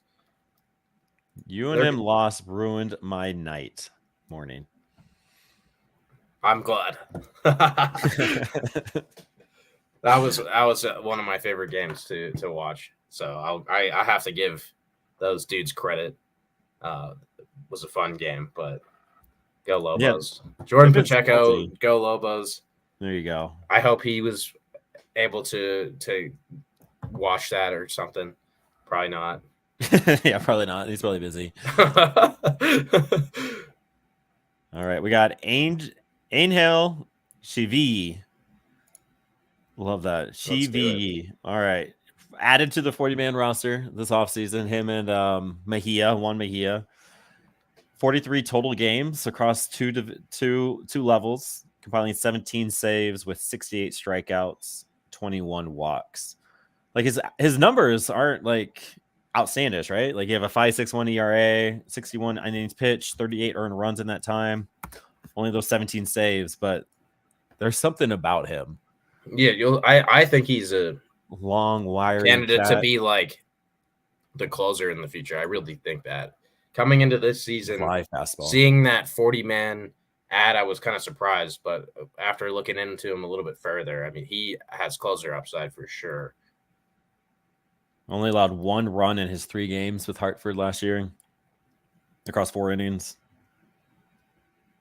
Wait, it looks like with Spokane, he just kind of got nipped by the long ball a little bit. Didn't give up that many hits, like a roughly 1 per inning, and didn't walk that many guys, but 9 home runs in 57 innings with Spokane. So I think that's why he's kind of lagging in the numbers, but he's got stuff and he's going to keep growing. Yeah. And there's something about that Northwest League at the beginning of the year where everything just kind of flies. That was the big gripe about Beck and Yankeel doing their things. Yeah. And Kokoska. People are mad at Kokoska for hitting home runs and like trying to take it away from him. Don't do our boy Coco like that. That's a nice little off-speed pitch there. Yeah, he was solid. He was the pitcher of the month in July. 2.92 ERA, 12 innings pitch, 4 earned runs. So like 7 saves in 11 games during that month. So dude's a dog. He's got that mentality to close out games. And I like this changeup from him. It's got quite a bit of run on it. What's your favorite pitch to watch? Like a changeup, slider, fastball up? Kind of on cue with that. I think the new modern like split change movement, like the splitters that are like hybrid splitter changeups, I think those are becoming my favorite. Seeing a pitch break to the arm side with so much movement, it just doesn't seem right. I mean, it's kind of like a 2-seam fastball, like like a Dustin May 2-seam fastball that runs like the entire plate. Mm-hmm. Those just anything with arm side run, really. Something about that doesn't look real. Like a ball shouldn't be able to do that. Like it makes sense when you like that. Oh god, yeah, that 2-seamer just now from Chavi. Like that thing is just diving.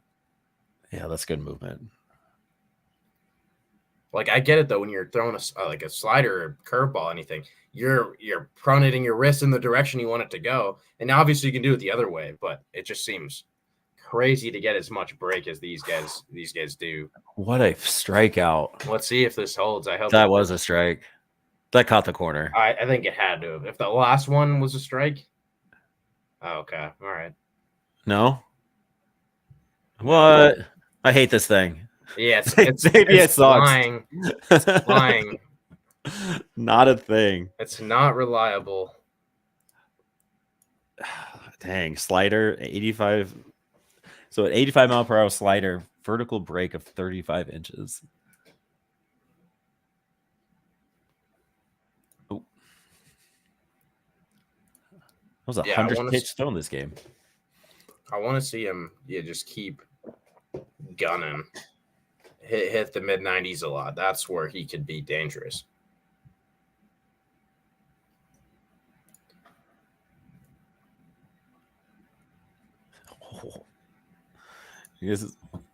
Okay. I'm going to retweet this. This is insane. So just got Rockies prospect Dion Jorge has custom Louis Vuitton Jordan cleats for Spring Breakout. Oh my gosh. That's like, I've never heard of anything like that. Rocky, so it's on MLB Twitter account. I just tweeted it. Okay, those are insane. Let me see these. Because I've never seen anything like that. We've seen plenty of like just unique shoes, the collabs and all that. That's awesome. Oh no. Oh, there's your home run, Tyler. Unfortunately, no. It kind of looked like it, but he crushed that. Yeah. Damn. Oh my, those are insane cleats. Yeah, like if those were retail, they would be like $3,000, I think. I was listening to some kind of podcast, and some guy was like, I walked into the coach store, and I was like, all right, I'm going to buy my wife something nice, and didn't ask about prices, just started chit chatting, walked away, and I was like, looked at the receipt when I got back to the hotel. I was like, I can't keep this. I got to return it. But then he did not return it back to the same store he went to. He returned it to a different coach store because he didn't have the guts to go back and return it to the same Go store. look that guy in the eye. Yeah, couldn't say no to him. I mean, I guess you can always say it doesn't fit. Right. It just doesn't work. It just doesn't work. 200 views, Tyler. We hit 200. That's insane. Yeah, just very disappointing for us. No. Well, thank you all for tuning in. This is awesome. Hope we haven't been too boring. No, I mean I'm having a blast. Doesn't even matter what everybody else thinks. This is fun. We need to see Chavi bounce back though. He seems like he got a little rattled by that double. Yeah, get in there, man. I mean, it's just one of those things with young pitchers. They've got growth pains, especially when they have like someone like this who has such a live arm. Yep, there you go. Good reset. And I kind of wonder in the situation. I don't know, like if Chavi speaks, like what his English level is at. I wonder what Romo's Spanish level is at. Like, I wonder how they're communicating. I've always wondered that. That's the question we need to ask a pitcher, a catcher next time we have them on. Like, how do some guys really just that moment are not like suited to, like when some guys are just it's not something that they're at that level where they could strategize in a language that they're just like not very familiar with. Right. Or familiar is the wrong word, of course. They hear the language a lot, but wait, is that Tony? That Tony Two Bags? That's crazy. That's awesome. The Rockies legend. Everybody's smiling now. That's awesome. Oh, that's too high. That works. Is it in the park though? Nope, it's out. Dang. Yeah, he is one of the coolest guys we've had. I wish that there was able to be a little bit more success with Walter's game. He looks like an old grizzled coach already. Yeah, he looks 15 years older than when he was actually with the Rockies. A lot of that comes down to that beard, though. The beard can age people a lot. That's a nice pitch. Oh, yes, he did. Can't ABS that one. ABS. I actually would condone having a thing that measures where the check swing ends up. No, I love that. That's stupid. No, don't change it all. When an umpire is just like being crazy and calling something a swing that's not, I just think that's the worst. It's a robbery. Oh, all right. Just everybody take this in. Yeah, that's like my favorite moment as a Rockies fan the last few years. Like that is statue number 2. Him at first base with the gritting his teeth. Yep. It's Todd Helton, then it's Tony Walters doing that. Oh, that's what just happened there. Okay. Oh, he threw a slide. Yeah, he doesn't know how to throw without the run. That's what's crazy about pitching like that is that I really don't think that if you throw with that kind of natural run, you can't just not throw with run on pickoff moves and stuff. I remember playing high school baseball, and we had a few lefties on our team, and their balls always had a run on it, and it was so hard to adjust to. Like I never wanted to play catch with them. It's just because it's like your ball does too much movement, dog. I can't keep up with this. I feel like there's something about lefties that they can just get their arms moving in like weird ways. Something.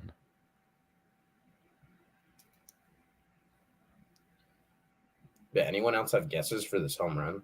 Yeah, we're still doing it. We only have 2. What, Ritter and Goodman? If Mike wins, he doesn't even get it. It's just Grant. Yeah, Grant. You get one more, big dog. Go ahead, put it in there. Vukovic is huge. Yeah, he's looks 6'3" probably. You guys keep Pretty calling filled out. timeouts. JD Martinez kind of. Yeah, a little bit. I could see that.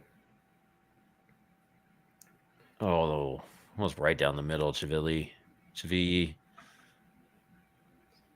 All right, so Yeah, and like two runs.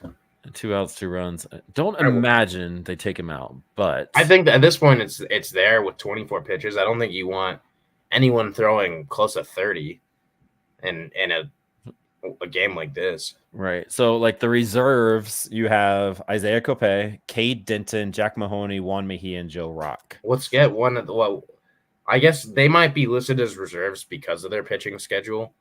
Right, that's the Like, thing. there's a chance that we know for Joe Rock that's why he's a reserve. But yeah, because there's no way Joe Rock's coming in. But you got to have some kind of plan. Like, they're if this getting doesn't go Agnos. well. He's coming soon. Yeah, Agnos is the number. Well, he's the 5th innings player. Yeah, so I mean he might get 4 outs. Just took something out of his hat. Okay, getting something ready. So obviously it's got to be Agnos coming in. Man, Cade Denton. It would have sweet to see Cade. Yeah, like for an out, get 1 out. Yeah, just come in, but you probably don't want to mess up with the thing. Like, okay, so how do you feel about Marcus Stroman saying no to the opening day nod?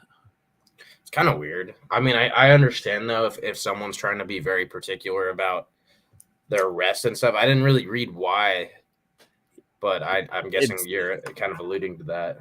It's exactly what it is, like what you just said. So he is already up in his routine. It's starting his season-long routine. He's already in it, and like pitching 2 because was slated to be the 3rd game starter. So going up 2 days, he was saying like it's going to mess up my routine. It's not something I really want to do coming in to the season and starting off like that.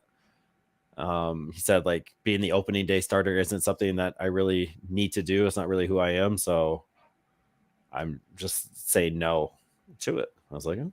It's kind of like I feel like you could easily alter your schedule by having an extra day in there or taking a day away somewhere, and doesn't interfere with your however many days you're trying to get off between like real outings. So it is weird, but also I definitely get it. I think consistency is something we hear a lot of guys just harping about. Right. And like you're a seasoned vet at this point, like Stroman has nothing to prove, right? Yeah. And I don't think I would want to push my timeline up and go have a terrible outing for the first time in as a Yankee. And like that's what people are mad about and like upset about. Like, and yeah, it could derail the season if there's some kind of injury thing that happens. Yeah. So it's just, yeah, I just like I don't know if you can have a strong opinion either way. Like it is what it is. Players got to make the best decision for them, and you just have to go along with it. And I mean, yeah, in a way, I kind of respect not putting pride above anything. Like pitching on opening day is like a pride thing. So if he's like, I don't need that.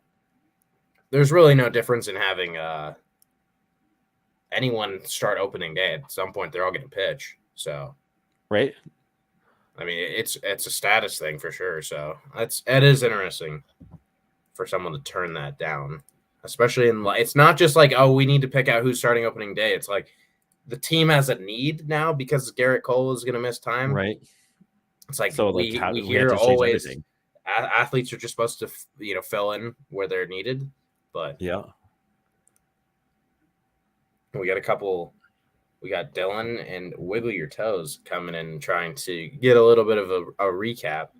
Yo, I'm late, but what have I missed? You missed baseball, big dog. What have you been doing, Dylan? Wiggle Your Toes. That's weird. Best mic impression by Dylan. Same. How'd the pitching look at the beginning?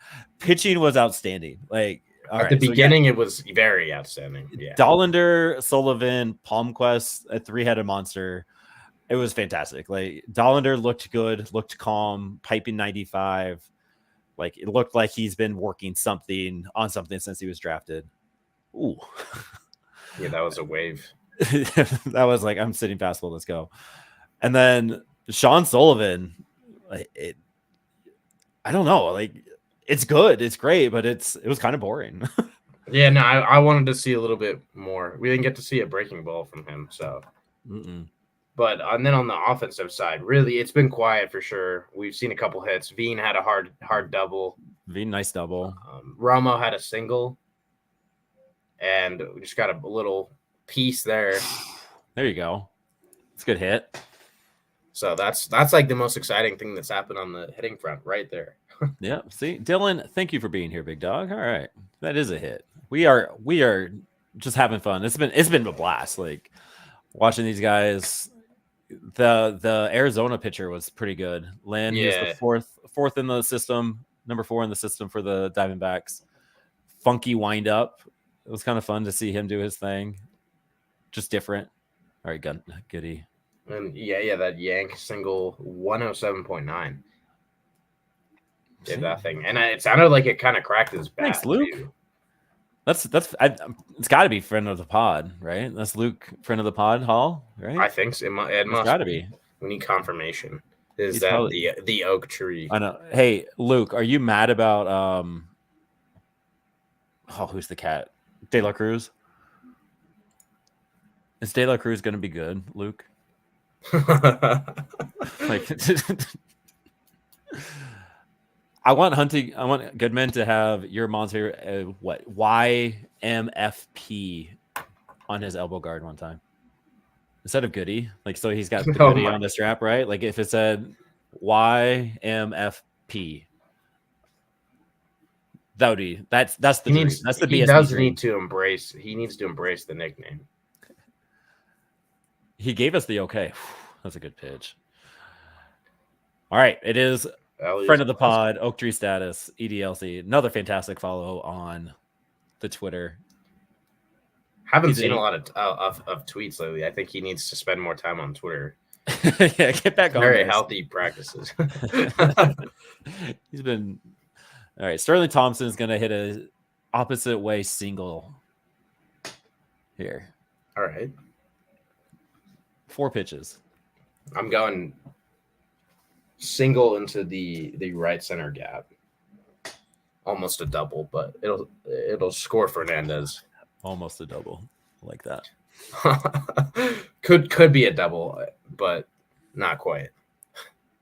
Would be inadvisable to round second or 4 second. Or did anyone? Oh, dude, let's go. No, that's a dead ball. Damn, balls are dead. That should have gone out. I thought when I saw that off the bat, though, I was like, oh, actually, he did kind of get it off the end of the bat. That was 96.9 off the bat. Trying to see if the StatCast will give us the home run thing where it'll tell you how many ballparks it'd be a home run in. Yeah, I was just gonna say that. Dang, that was a good swing. With this. Yeah, he just missed it a little bit. I was so ready to blame that on the ball because that looked like an A swing. But that wind's been weird. Remember that it might be pushing in. And I mean, it did have we don't have the estimated park home runs, but did have a 300 expected batting average. So that's for a fly ball that's not hit super hard. That's pretty good. Dang. And play out. All right, I'm gonna use this as a chance to pit stop real quick, get some water. Yep, I will same. be right back. Intermission.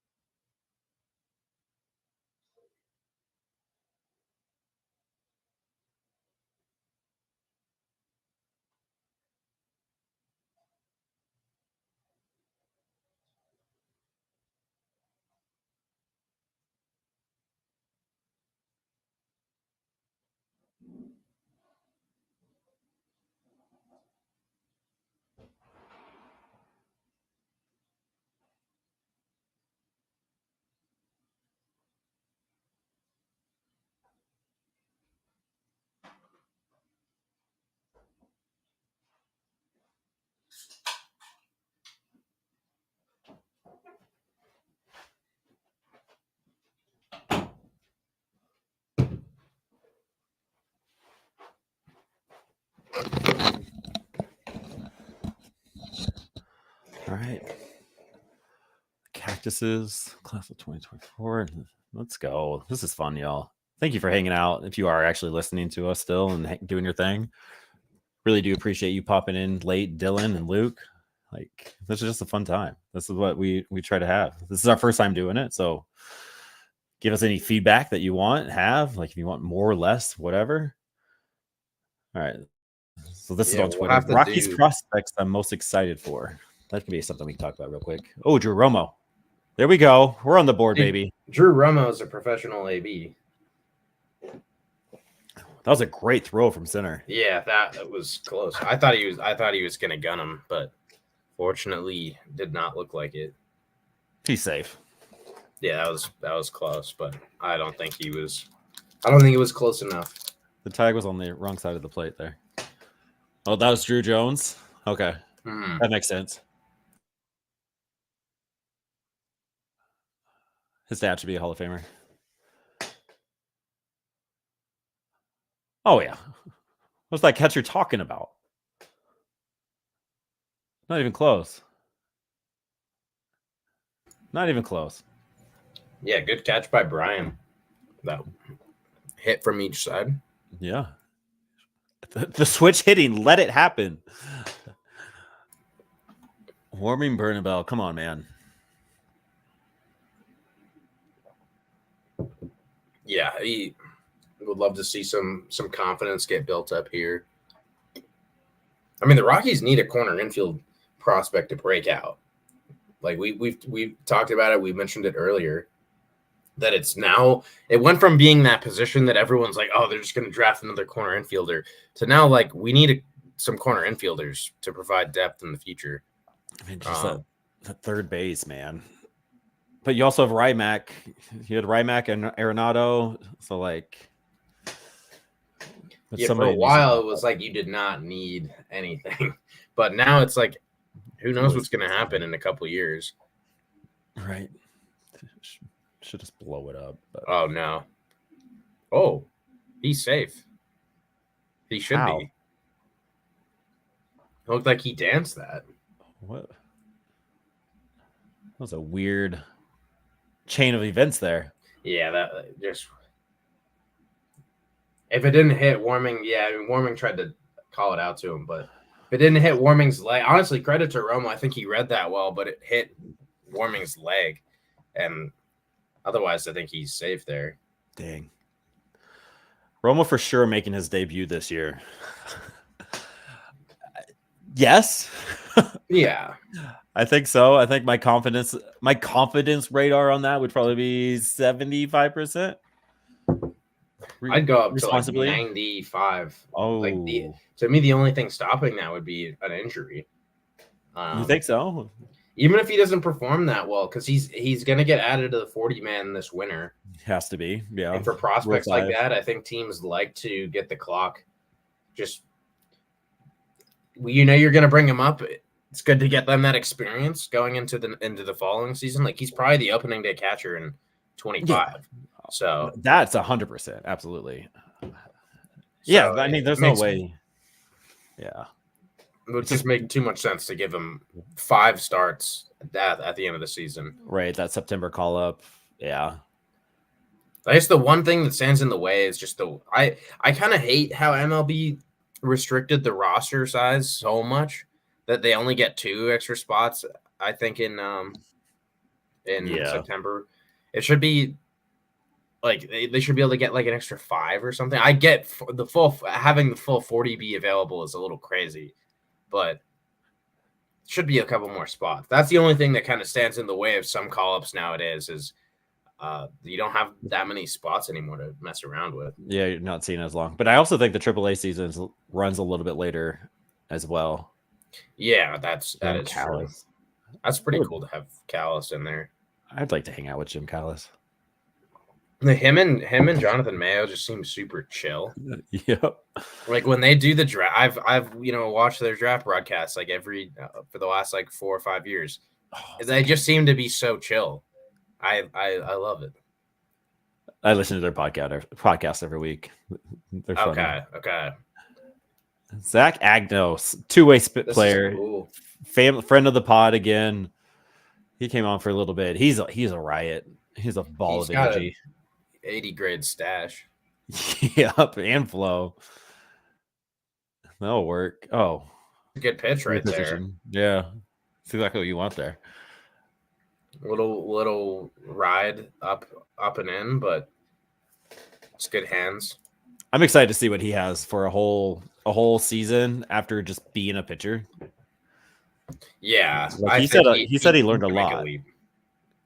He could make a very big leap. Yeah, they just mentioned the mustache. See, Jim Callis he has a good time. I like it. No, there's something about those two, especially something about Callis, especially. I feel like he is the funnier one, almost like you don't expect it. Yeah, he's funny. The old dry sense of humor piece. Yeah, Agnos. It seems like they are really trying to cultivate him into like a high end reliever for them.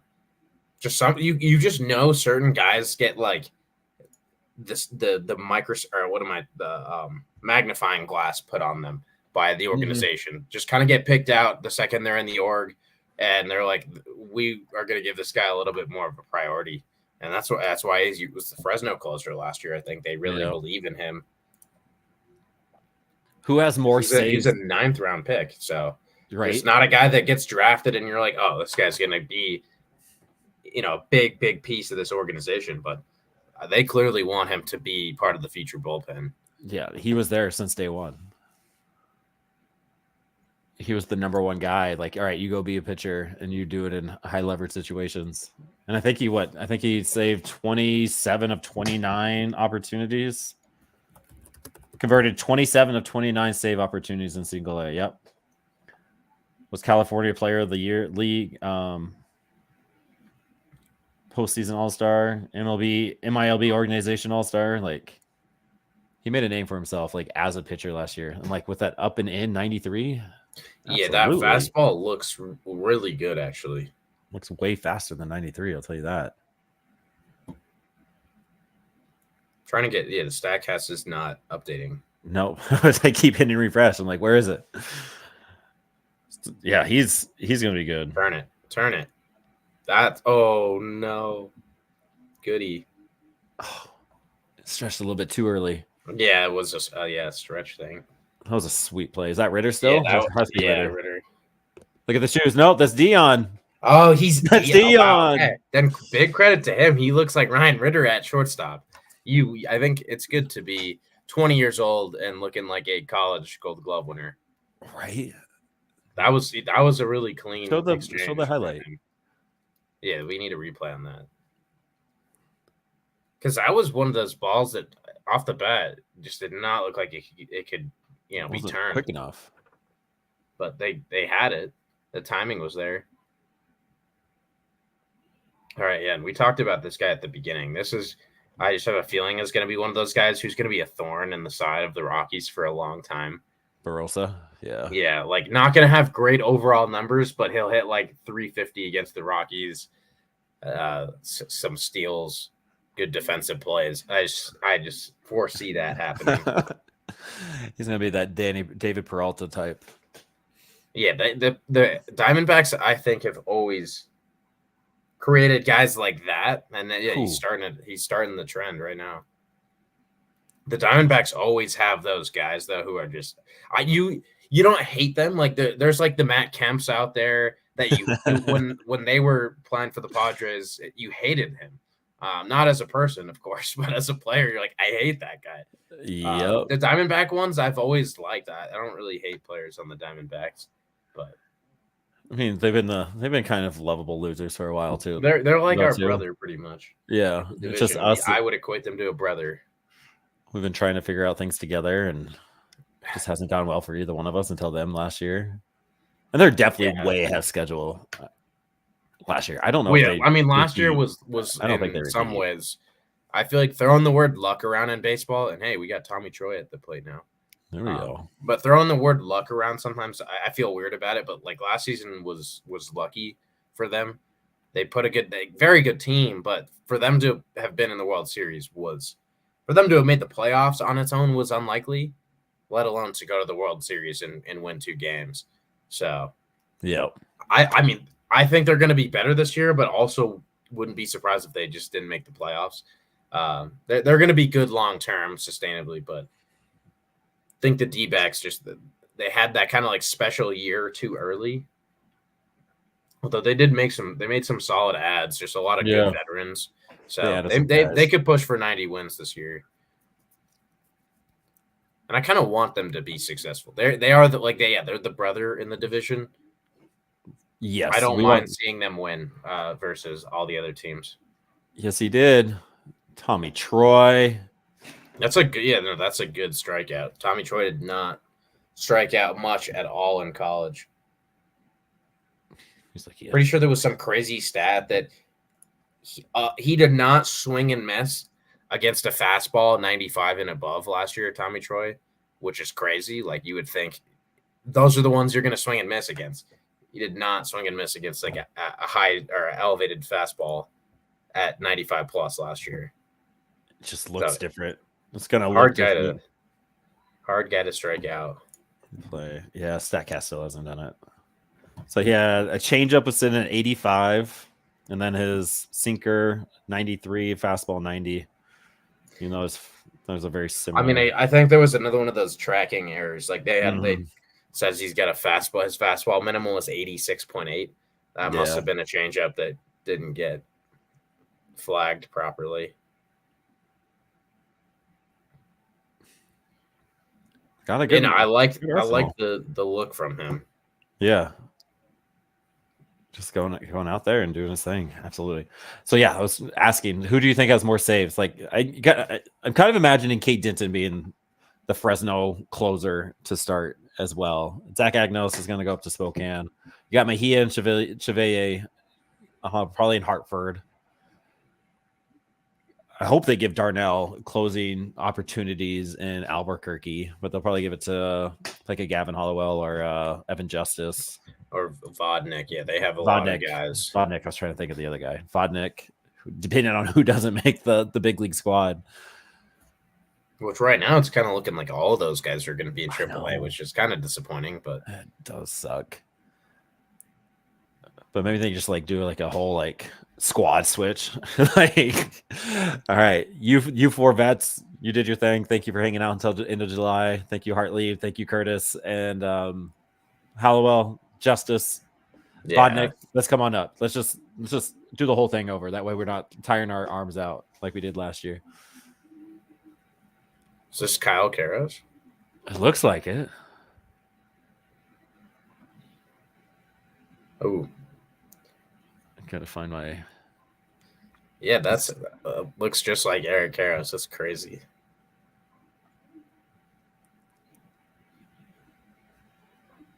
Oh, I didn't do the hitter reserves.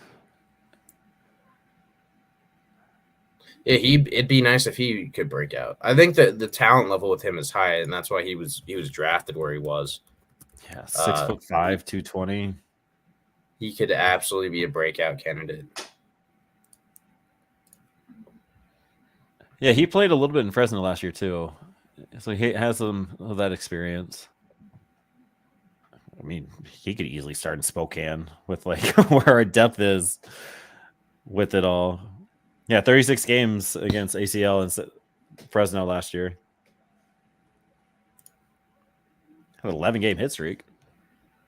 Yeah, and a lot of walks for him. 22.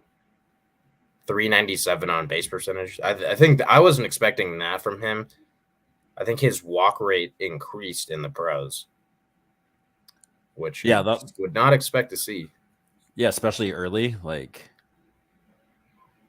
and there's speaking of the walks. There you go. Easy take, but it worked.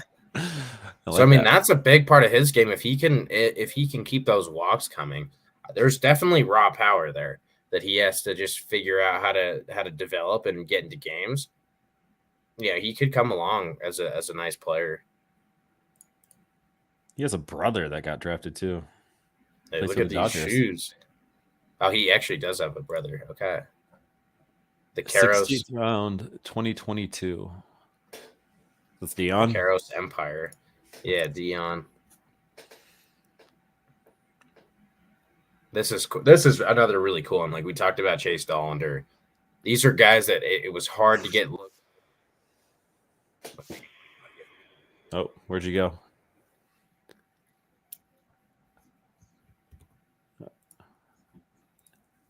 But just There Jorge you is headphones died, so we're going. go. But haven't seen yet Jorge play live yet, so this is cool. Didn't get to tune into any of those Fresno games late in the season. Yeah, it was hard to. Yeah, he took over for Andy Perez. Andy Perez is going to be, he's a nice little player to watch too. I liked watching him in Fresno. Yeah, I hope he can. He'll probably go to Spokane. I hope he can have a better season. But those shoots are sick though. Definitely his talent.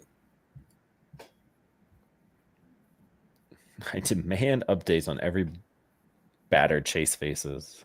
Jolene, you missed it. You missed it, girl. Yeah, I would love to see him get another spring appearance in a game, because we didn't get to see him really put all his skills out there. Chase. Yeah, I wonder what they're going to do with him now that we've seen him, so to speak. Like he's no longer like in the background. Like where's Chase? What are we doing with Chase? He's now here. He's part of it. So like, does he? I don't know. Where's he going to be for the next 2 months? Next month before season starts? Like, what are they going to do with him? Obviously, he's been working on things, but Amador, I've noticed a couple times, like he just like kind of predetermines a take. Notice that right there.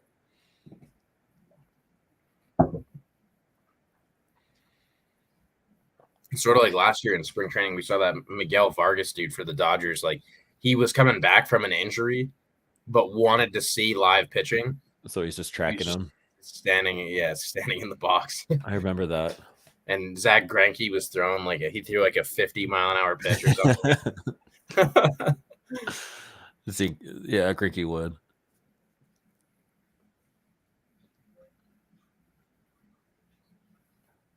Oh yeah, Carrick. So, all right, Cole Carrick. This is a really exciting. It's same thing with Jorge and Dollander. Like getting a nice look at these guys live is really exciting. Our true unicorn. So big. He's our Shohei Ohtani. Right. Honestly, in some ways, what he is capable of doing as a baseball player is like on that level. Clearly there's a gap in terms of the prestige, but for Carrick to play the three most valuable positions, to have the speed that he does, the arm he does, it's crazy. I know I tweeted it out, but like every time we talk about or write about or do anything about Cole Carrick, I get more excited about the prospect of him. Yeah, he needs to stay tight with his approach, which we've now seen two big swings. Two swings that were not at great offerings, but the bat to ball skills are really good with him. Oh, I love the kid in the bottom right on the phone talking to somebody. Look at me. Like, I see me. You see me. Oh, got fooled. Dang. That's a good pitch though. Like the Diamondbacks got some dudes too. And he hasn't gotten that many at bats in the the big league game, so who knows where he's at in terms of that rhythm, right? Game. Like, yeah, it's a game, right? And you have to take it into account. And you're seeing this guy, like you haven't been able to see this guy pitch ever, so it's all brand new for everybody. Yeah, like I don't think they really have advanced scouting reports for this game. No, I'm sure everybody's pulling a Ryan Feltner and just going in blind. Like, I absolutely love that Ryan Feltner's doing that too. This spring training. I don't know if that's like a normal thing or it's just like the first time I've really kind of noticed. But he's just not looking at scouting reports. He's just like going out trying to execute whatever he wants to. I mean, it's kind of crazy. I feel like it's good not to overthink, but you also just might run yourself into a situation by throwing a pitch to a guy that he just thrives against. But it doesn't matter because it's spring training. That's what's awesome. Like you're trying to get your stuff tight, right? Yeah, that is true. And you already kind of know what your pregame and your skill set is to like get guys out later when it matters. I could see it makes sense early on when you're Yeah, really just trying to get that comfort in. But I think it's helpful to just use spring training to like act as if it's a real game, in some ways, at least from the mental process of like prepare the same way agreed. that when season starts, like I don't have to change anything, start doing anything different. Agreed. I do agree with that. Yeah. And then the way like listening to Feltner talk about it, it sounds like he is going to start adding that to his system there. Yeah, because it's a great idea to have a couple starts where you're just throwing. Okay, here we go. Your boy Seth. Oop. Oop. Okay. Oh, we're looking for 100. Looking for 100, and he just started out with a slider. He's really up to just there, like, yo, I'm big, I throw fast. Like he kind of has that wind up to him. I didn't see Seth Hefferson ever throw. Yeah, it's pretty short. It's a short arm action. God, tight Crazy. spin on that, whatever that is. Yeah, we need StatCast. Come on, they're letting us down. I know, like they're not even putting the numbers up on the ticker. Like the ticker's gone. Seth Halverson, sinker, slider. Sinker's 96, slider's 86. 41 inches of vertical break on the slide piece. Yeah, that's deep.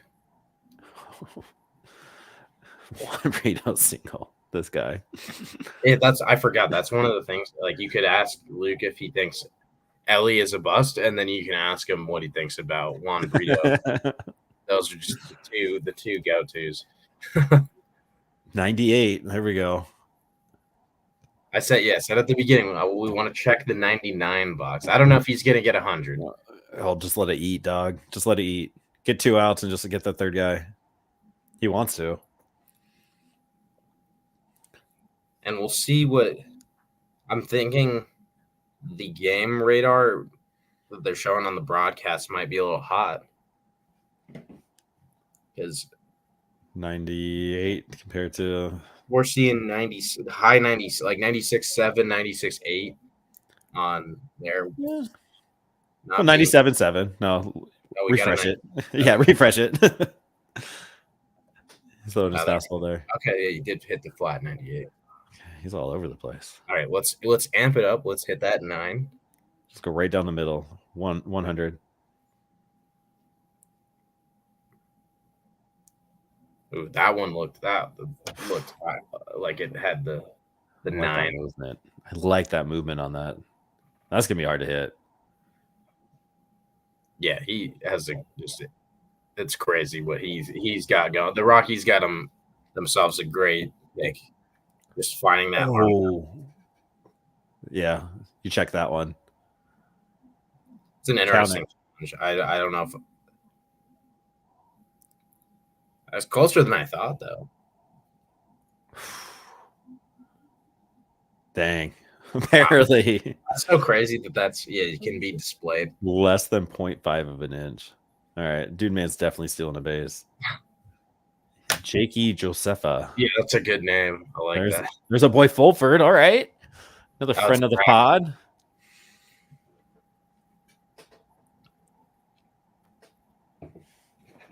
Nine. Come on. You should live in 98. I mean, that on its own is pretty like awesome. Right. A lot of guys will like be like, oh, he throws 98, and that's like the peak, but Halverson is just sitting right on that changeup. It's nice. He even saw it coming. The things I would do with an 88-mile-per-hour changeup. Yeah, that's why it's become my favorite pitch. It's no longer just relying on the sequencing and the deception of looking like a fastball. Like the changeup now is just like a weapon that pitchers use. Double play. Strike Wow. him out, throw him out. That's my favorite play. Best Come kind on. of play. I mean, I guess that might have been a mistag by Jorge because the He got him throw high. was on time. Kind of a perfect throw. He didn't let it go deep. He caught it early. Yeah. If he would have caught it at the hand, look at us acting like we know what we're talking about. But I know that's the thing. You got to let it. The ball can move faster than your glove, so you let that go back there. Yeah, you like set it up like right over the base, pretty much. And it was on target to hit that. That was a good throw. Balk? What do you do? Halverson's a thick boy too. Yeah, that's how he's throwing 98. All right, come on. Now get a little angry after that, the balk call. Give us 99. Yeah, that slider it's very tight.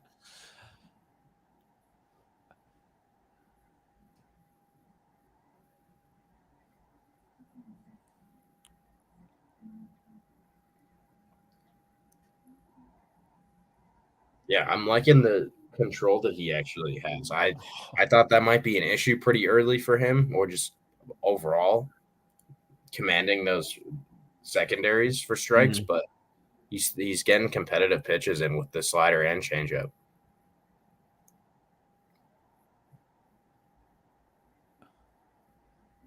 He just when he wants to let it eat, he just can't like hone it in. Like you can tell when he's throwing the fastball, it's just a little erratic with his. It seems different than when he throws his slider. Yeah, they're the secondaries. He's a little cleaner. Yeah. Like his arm is not the same speed. Yeah, that's a good catch. That is a little more guided in with the secondaries. He hit 9. There we go. See, and then But it wasn't worth it. hey, I'm okay with it. We got 99, love it. But yeah, that's definitely where the control with the fastball is going. His arm is going way faster than his body is. He's trying to whip it. Gosh, that thing is a laser though. I don't know how anybody sees it. You can hone that in.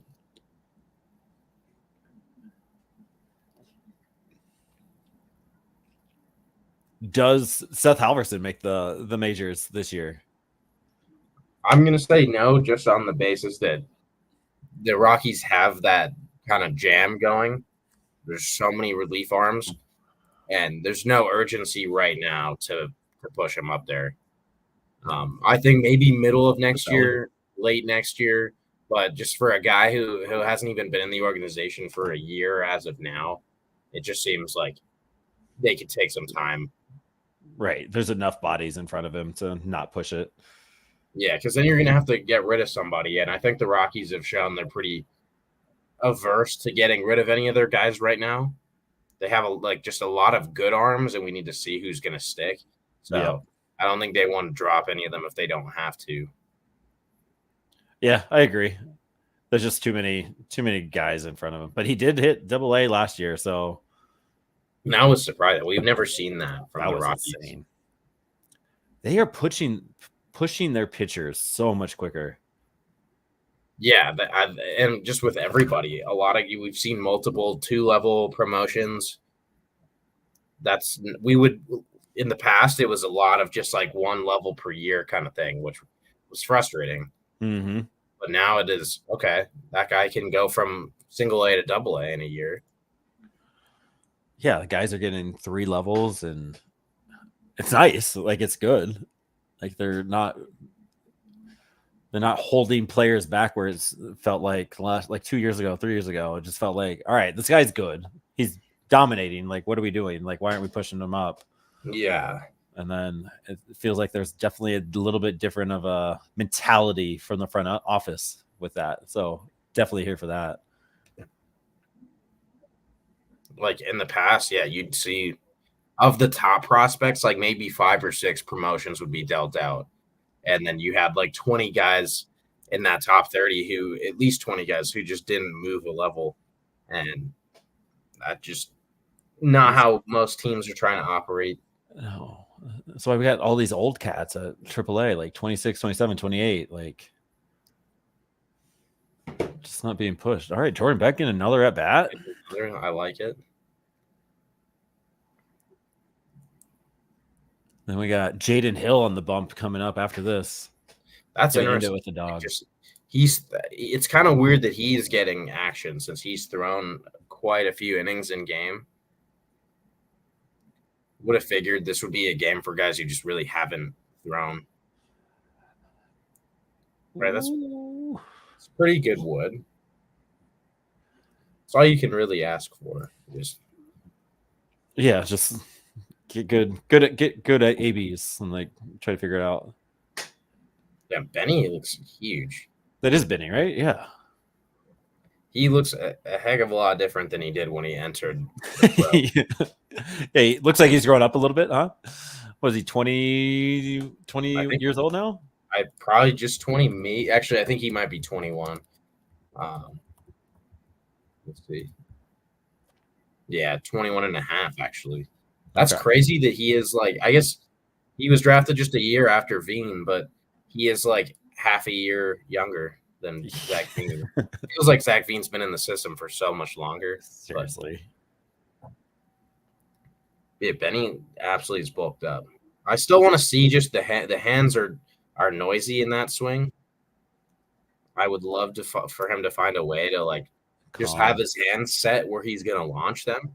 Yeah. Like he starts them at his ear, moves them down like just think that leads to a lot of not precise swings. All right, this will be exciting. You got it. Oh yeah, easily.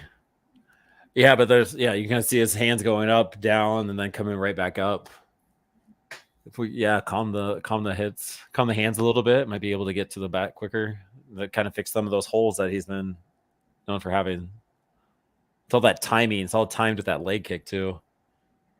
Yeah, just a lot of moving parts there. Yeah, the leg kick goes all the way back behind his leg. All right, Goodman get another AB. Okay. Yeah, it's cool for some of these. I guess they don't. Is Levine? Levine's on the roster, right? Yes. Okay. Because otherwise, I was like, they just don't have any first basemen on. No, I think they had a backup for each one. Pretty sure Levine's on here. He might not be.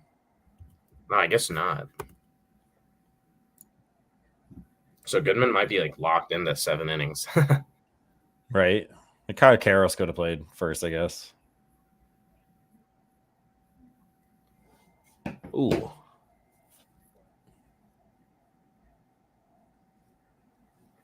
That's not what you want in a fun game. No, it's a little scary. All right, homer time. Grant's trying to get that T-shirt.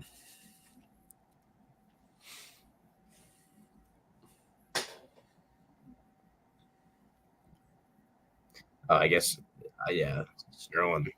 He got a good piece of wood on it last time he was up. Yeah, I thought he clicked it.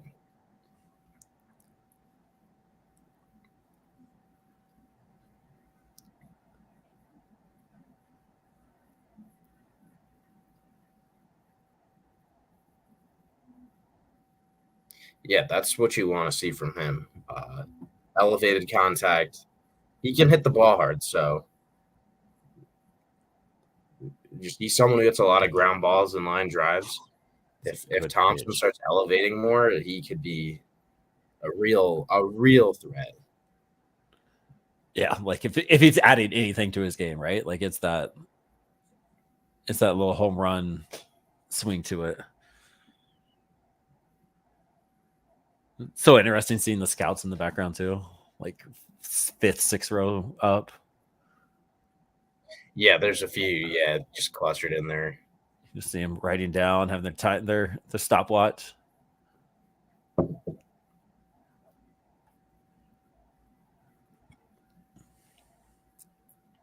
I hate how Buddy Black bends his bill on his hat. It drives me nuts. Dang. Sterling has had a unlucky game. Dang.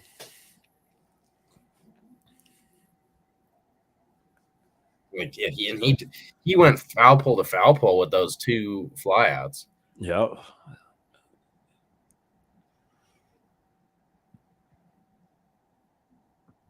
Dang. Is that Give us Brax? one. Yep.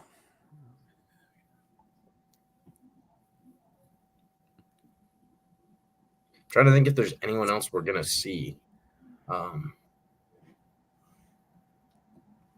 Or is this the last hitter on the roster? I might have to. I think it is. So our last like new sighting of the breakout game. Other than the pitcher, we'll get Hill. Well, we've all seen Hill like 5 times already this spring. Right.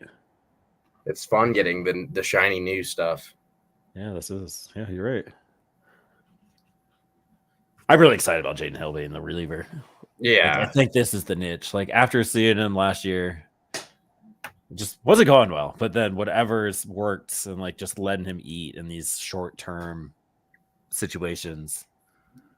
Yeah, it's disappointing. I would have loved to see the starter role work out because he's got that rare arm talent that really nobody else in the organization has. But it's not for everybody to go out there and go through the order 3 times.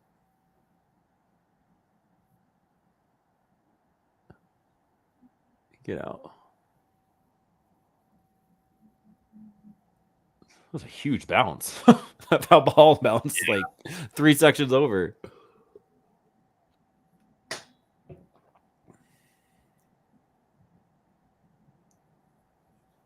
This guy's good though. This pitcher Daoka or whatever his name is. Yeah, he's looked pretty powerful. I always forget about other people's prospects, other teams' prospects. Like, yeah, they're good too. No, they don't matter. Damn. Braxton. That's a good pitch, though. Yeah, no, the D-backs staff is solid. There were a couple guys kind of sandwiched in there that weren't doing anything too special, but Yumin Lin to start off, and now Montes to Oka, like those 2 look like they will be problems for us. Yeah, be careful. Let's see if Montes. Probably not. Let's see if Montes de Oka is on the AZ. Their top 30. Yeah, I guess not. I feel like I doubt it out there somewhere, but he screams reliever, which usually not a lot. Not going to get on here. No, Ruben Santana. No, he's a hitter. Oh, Caden Grice. Nope. Have we seen any of their pitchers? They are not pitcher heavy on their top 30. No, and like none of these guys. I guess Yilbert Diaz, their number 15, we got to see. Blake Walston. Otherwise, yeah, they have a lot of pitchers that just didn't get in the game. Yilber. That's a sweet name, too.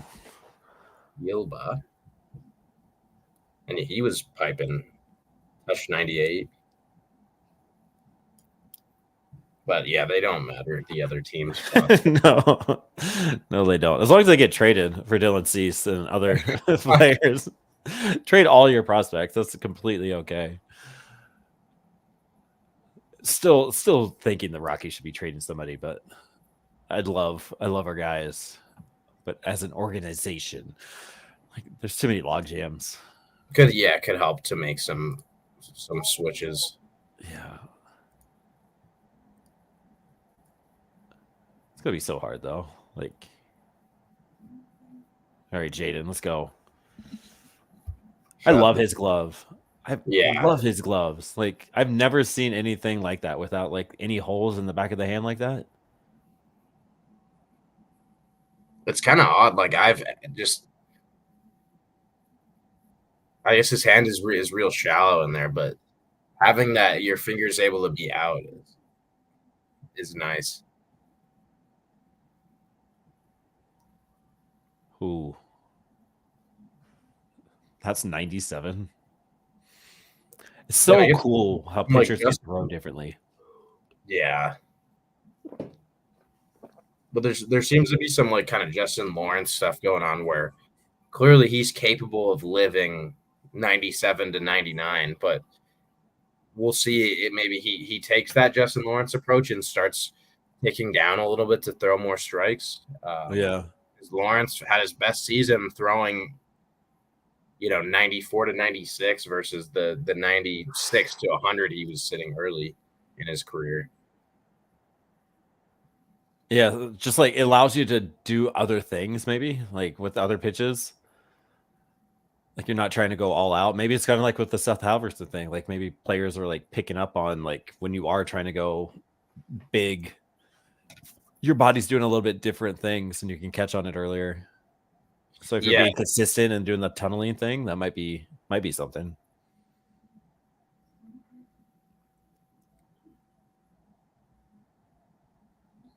That'll work. there goes. Oh,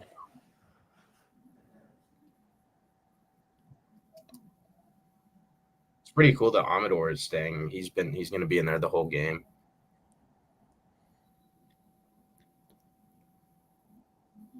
yeah, but I don't think we had another second baseman.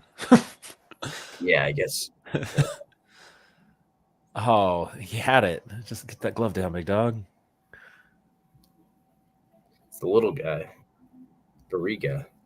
Oh my gosh, that was like more of a sweeper than What's that? Where's that sack ass? give us the sweeper tag. Come on. Gino Groover. No, still got Gino up there.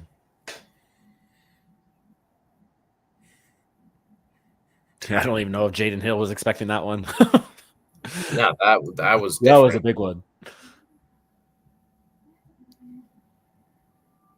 Ooh. All right, lock it in, man. All right, here we go. Oh, gave it a slider tag. 83 horizontal break of 17 inches. I guess they have to maybe pre-tag the pitches, like knowing what a guy can throw. Yeah, maybe. I don't know if that's how it works or not. What is like sweeper even a thing? Yeah, they'll have some tagged as sweepers on here. Not in this game today, but Let's see here. Nope, they're talking about shoes. Nice. I mean, I wonder with cleats like that, because anytime I was ever, whether it was baseball or another sport, like you have new shoes, new cleats. Sometimes they were just like not fun to be wearing and playing, and like I wonder when guys get these kinds of cleats, these custom ones, like are they just made so well, like those custom ones that they're already like comfortable and kind of broken in, right? Like how to break them in. No, those are like brand new. You just do with it. Like you're only playing 4 innings. So like just let it happen, I guess. Today you can do whatever. Yeah, so Justin Lawrence's sweeper has 34 inches of drop, 14 inches of break. 34 by 14. Jaden Hill's slider was 21 by 19. I mean, that sounds more sweeperish than like less vert. I think it's all about the ratio of Yeah, vertical. it could be a ratio thing. Yeah, it might be onto something there. I don't know. I feel like that's still such an imperfect thing. Like the sweeper comes into the fold, and there's just no clear way to define what is and isn't. Trying to figure it all out, right? Yeah. Ooh, that was a filthy fast. That's my favorite pitch right there. Like the 1-2-0-2 high cheese, like just blowing it by you. Yeah, no, that's become very I love satisfying that to see. pitch. Rockies need to have guys throw it more.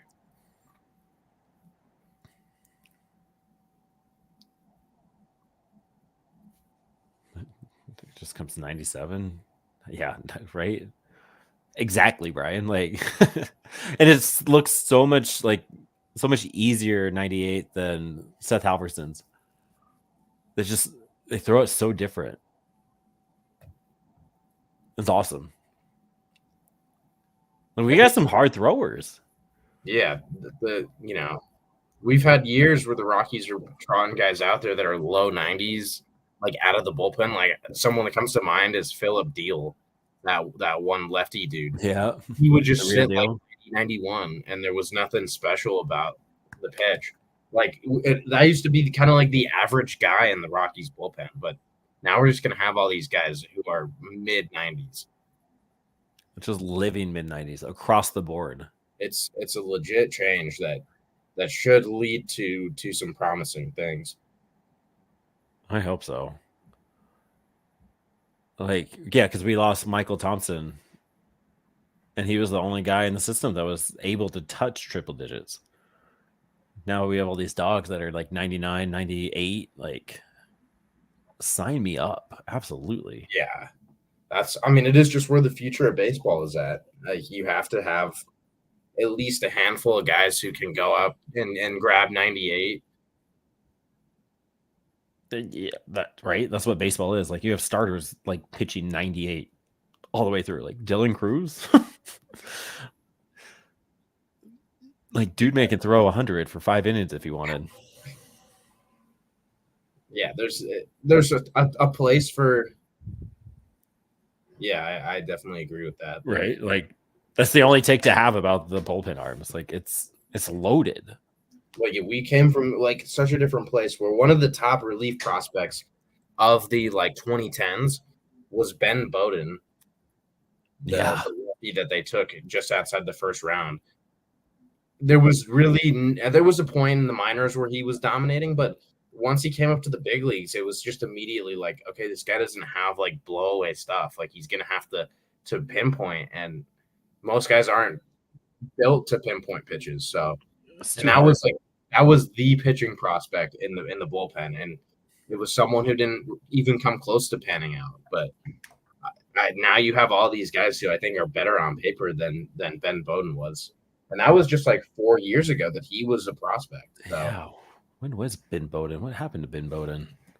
I think I don't know if they traded him or just DFA'd him or like however, but Atlanta Braves. see if we can find Rockies 2019, 2022. Hits for the Rockies in 2022. Yep. Hey, he was just picked off waivers by the Rays, yeah, and then traded to San Francisco after that. Yeah. Yep. Waivers from Colorado right before season started. All right. Karros. Yeah. The Victor Vodnik trade, like they're finding these guys from other teams too. Like they're not just like trying to scout them and develop them. Like they're going out and picking them from other guys. Like Victor Vodnik is going to be a dog in the major league soon. Yeah, I wish he had a better spring, but his stuff is like he's that guy who's truly sitting 97 to 99. His changeup is disgusting, but he's given up a couple homers in spring training, which don't reflect well on him. It's got to be a cool moment. Yeah, They gave Karros the number 99 too. yeah, that was like, ooh, 100. Speaking of 100, who's this guy? it's an odd like arm action. Justin Martinez. Speaking of different differentials, like his 87 slider, 100, literally just hit 100.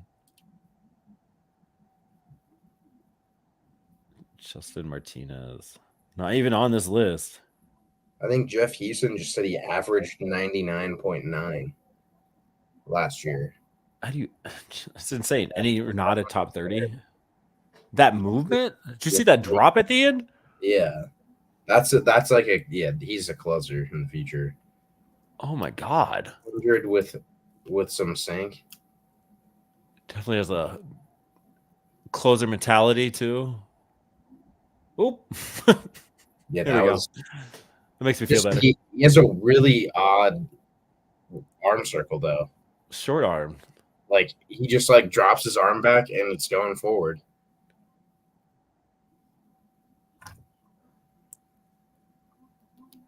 All right, Dion. Come on, man. Yeah, this does not look like a fun AB. And what's funny for someone like Jorge, this is probably one of the first times he sat in the box and seen 100. Oh yeah, like you're not seeing this in ACL or DSL or Fresno even. Like you're not seeing 100 ever. There's probably a couple guys in single A that are doing that, but like you're 19, 20 years old. There's no way. It's okay, Dion. Nobody's mad. And is that a splitter that's just like disgusting? Look at that. Yeah, his splitter has under 1,000 RPM on it. Yeah, that thing is just biting the air. 800. Like that. That's the hallmark of a really, really good pitch. If you're spinning it at that low of a rate, killing the spin. Yeah, and your fastball is at like 2,000 still. Like how? Justin Martinez is the takeaway from this game. People is Justin Martinez is going to be scary. Yeah, Jesus, insane. Can't get behind Louis Vuitton cleats for a vet, so really not liking that for a prospect. Yeah. No, you got to let the kids swag out. Come on now. Come on, Amador. Yeah. Be fast. All right. Well, that's game. Not as exciting as we were hoping. We didn't get our home run. No home run. Got one run.